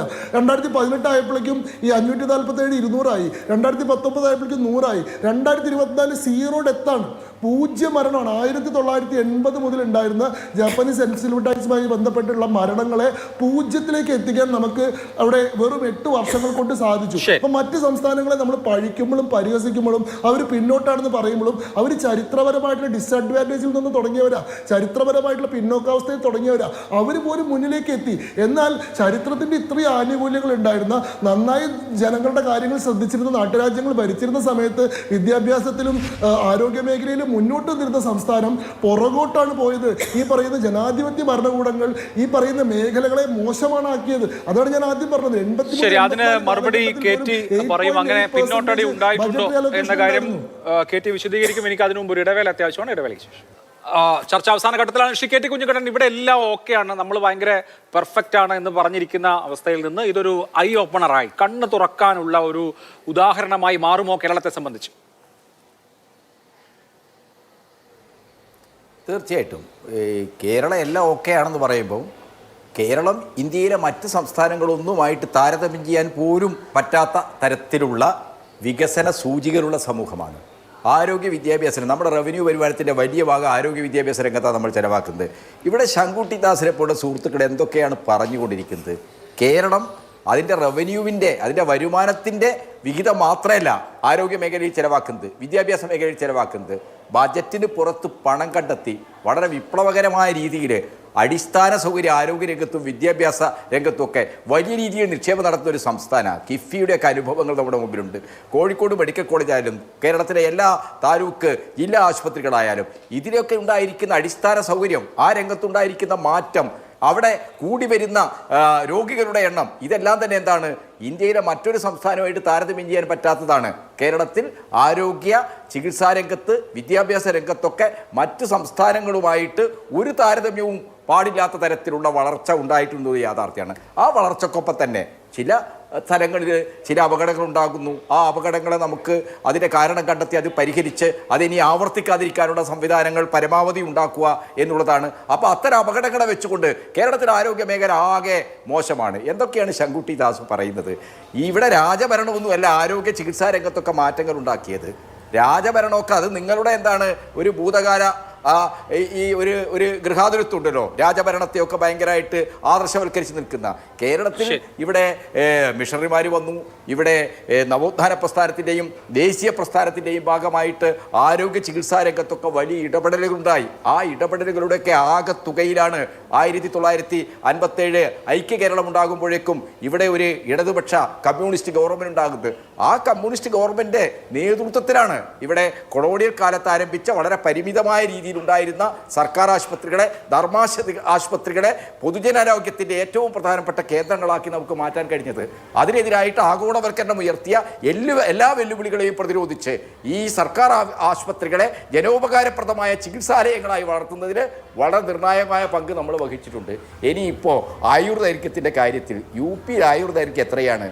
ഒരു മനുഷ്യന്റെ ആയുർദൈർഘ്യത്തിന്റെ കാര്യം മാത്രമല്ല, ഓവറോൾ ഹെൽത്ത് പെർഫോമൻസിന്റെ കാര്യത്തിൽ നീതി ആയോഗിന്റെ ഏറ്റവും ഒടുവിലത്തെ കണക്ക് അവരുടെ വെബ്സൈറ്റിൽ പ്രസിദ്ധീകരിച്ചിട്ടുണ്ട്.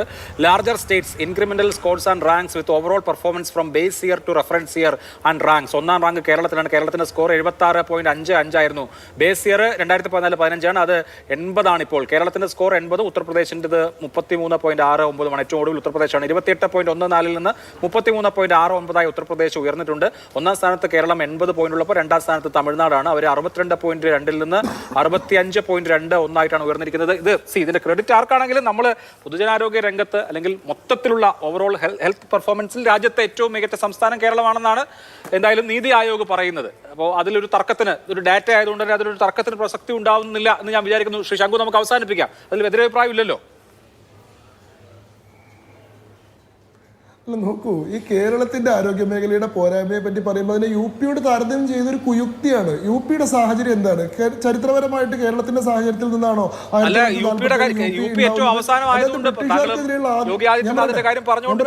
കേരളം രണ്ടാമത്, പഞ്ചാബ് മൂന്ന്, തമിഴ്നാട് നാലാമത്, ബ്രിട്ടീഷുകാർക്കെതിരായിട്ടുള്ള ആദ്യത്തെ ഇന്ത്യയിലെ സായുധ സ്വാതന്ത്ര്യ സമരം, റിവോൾട്ട് ഓഫ് 1857, അത് പൊട്ടിപ്പുറപ്പെടുന്ന യു പിയിലെ പ്രദേശങ്ങളിൽ നിന്നാണ്. അതിൻ്റെ ബ്രൂട്ടലായിട്ടുള്ള ക്രഷിങ്, അതിനെ അടിച്ചമർത്തുന്ന, മാനസികമായിട്ട് പോലും അവിടുത്തെ ജനങ്ങളെ അടിച്ചമർത്തുന്ന റിപ്പർക്കഷൻസ് ഫേസ് ചെയ്തിട്ടുള്ള സ്ഥലമാണ് യു പി. അതുകൊണ്ട് പിന്നീട് യു പിയിൽ നിന്ന് ഒരുപാട് കാലത്തേക്ക് ആ ട്രോമയിൽ നിന്ന് ആളുകൾ ഉയർത്തെഴുന്നേറ്റിട്ടില്ല. യു പി, ബീഹാർ പോലെയുള്ള പ്രദേശങ്ങളൊക്കെ ഇപ്പോഴും അതിൻ്റെ ഹിസ്റ്ററിക്കൽ ട്രോമ അനുഭവിക്കുന്ന സ്ഥലങ്ങളാണ്. ഞാൻ പറഞ്ഞ ചരിത്രത്തിൽ കേരളം എവിടുന്നാണ് തുടങ്ങുന്നത്? നമ്മുടെ ഹെഡ് സ്റ്റാർട്ട് നമുക്ക് മറ്റു സംസ്ഥാനങ്ങളെ അപേക്ഷിച്ച് നടന്ന സ്ഥലം കേരളം. ആദ്യത്തെ വാക്സിനേഷൻ നടന്നത് ഏത് സംസ്ഥാനത്താണ്? ശരി, ഓക്കെ, നമുക്ക് ചർച്ച അവസാനിപ്പിക്കാനുള്ള സമയം അതിക്രമിച്ചു ഇതിനോടൊക്കെ. അതുകൊണ്ടാണ് ഞാൻ ഇടപെടുന്നത്. വളരെ നന്ദി 4 പേർക്കും. സൂപ്പർ പ്രൈം ടൈം അവസാനിച്ചു. നമസ്കാരം.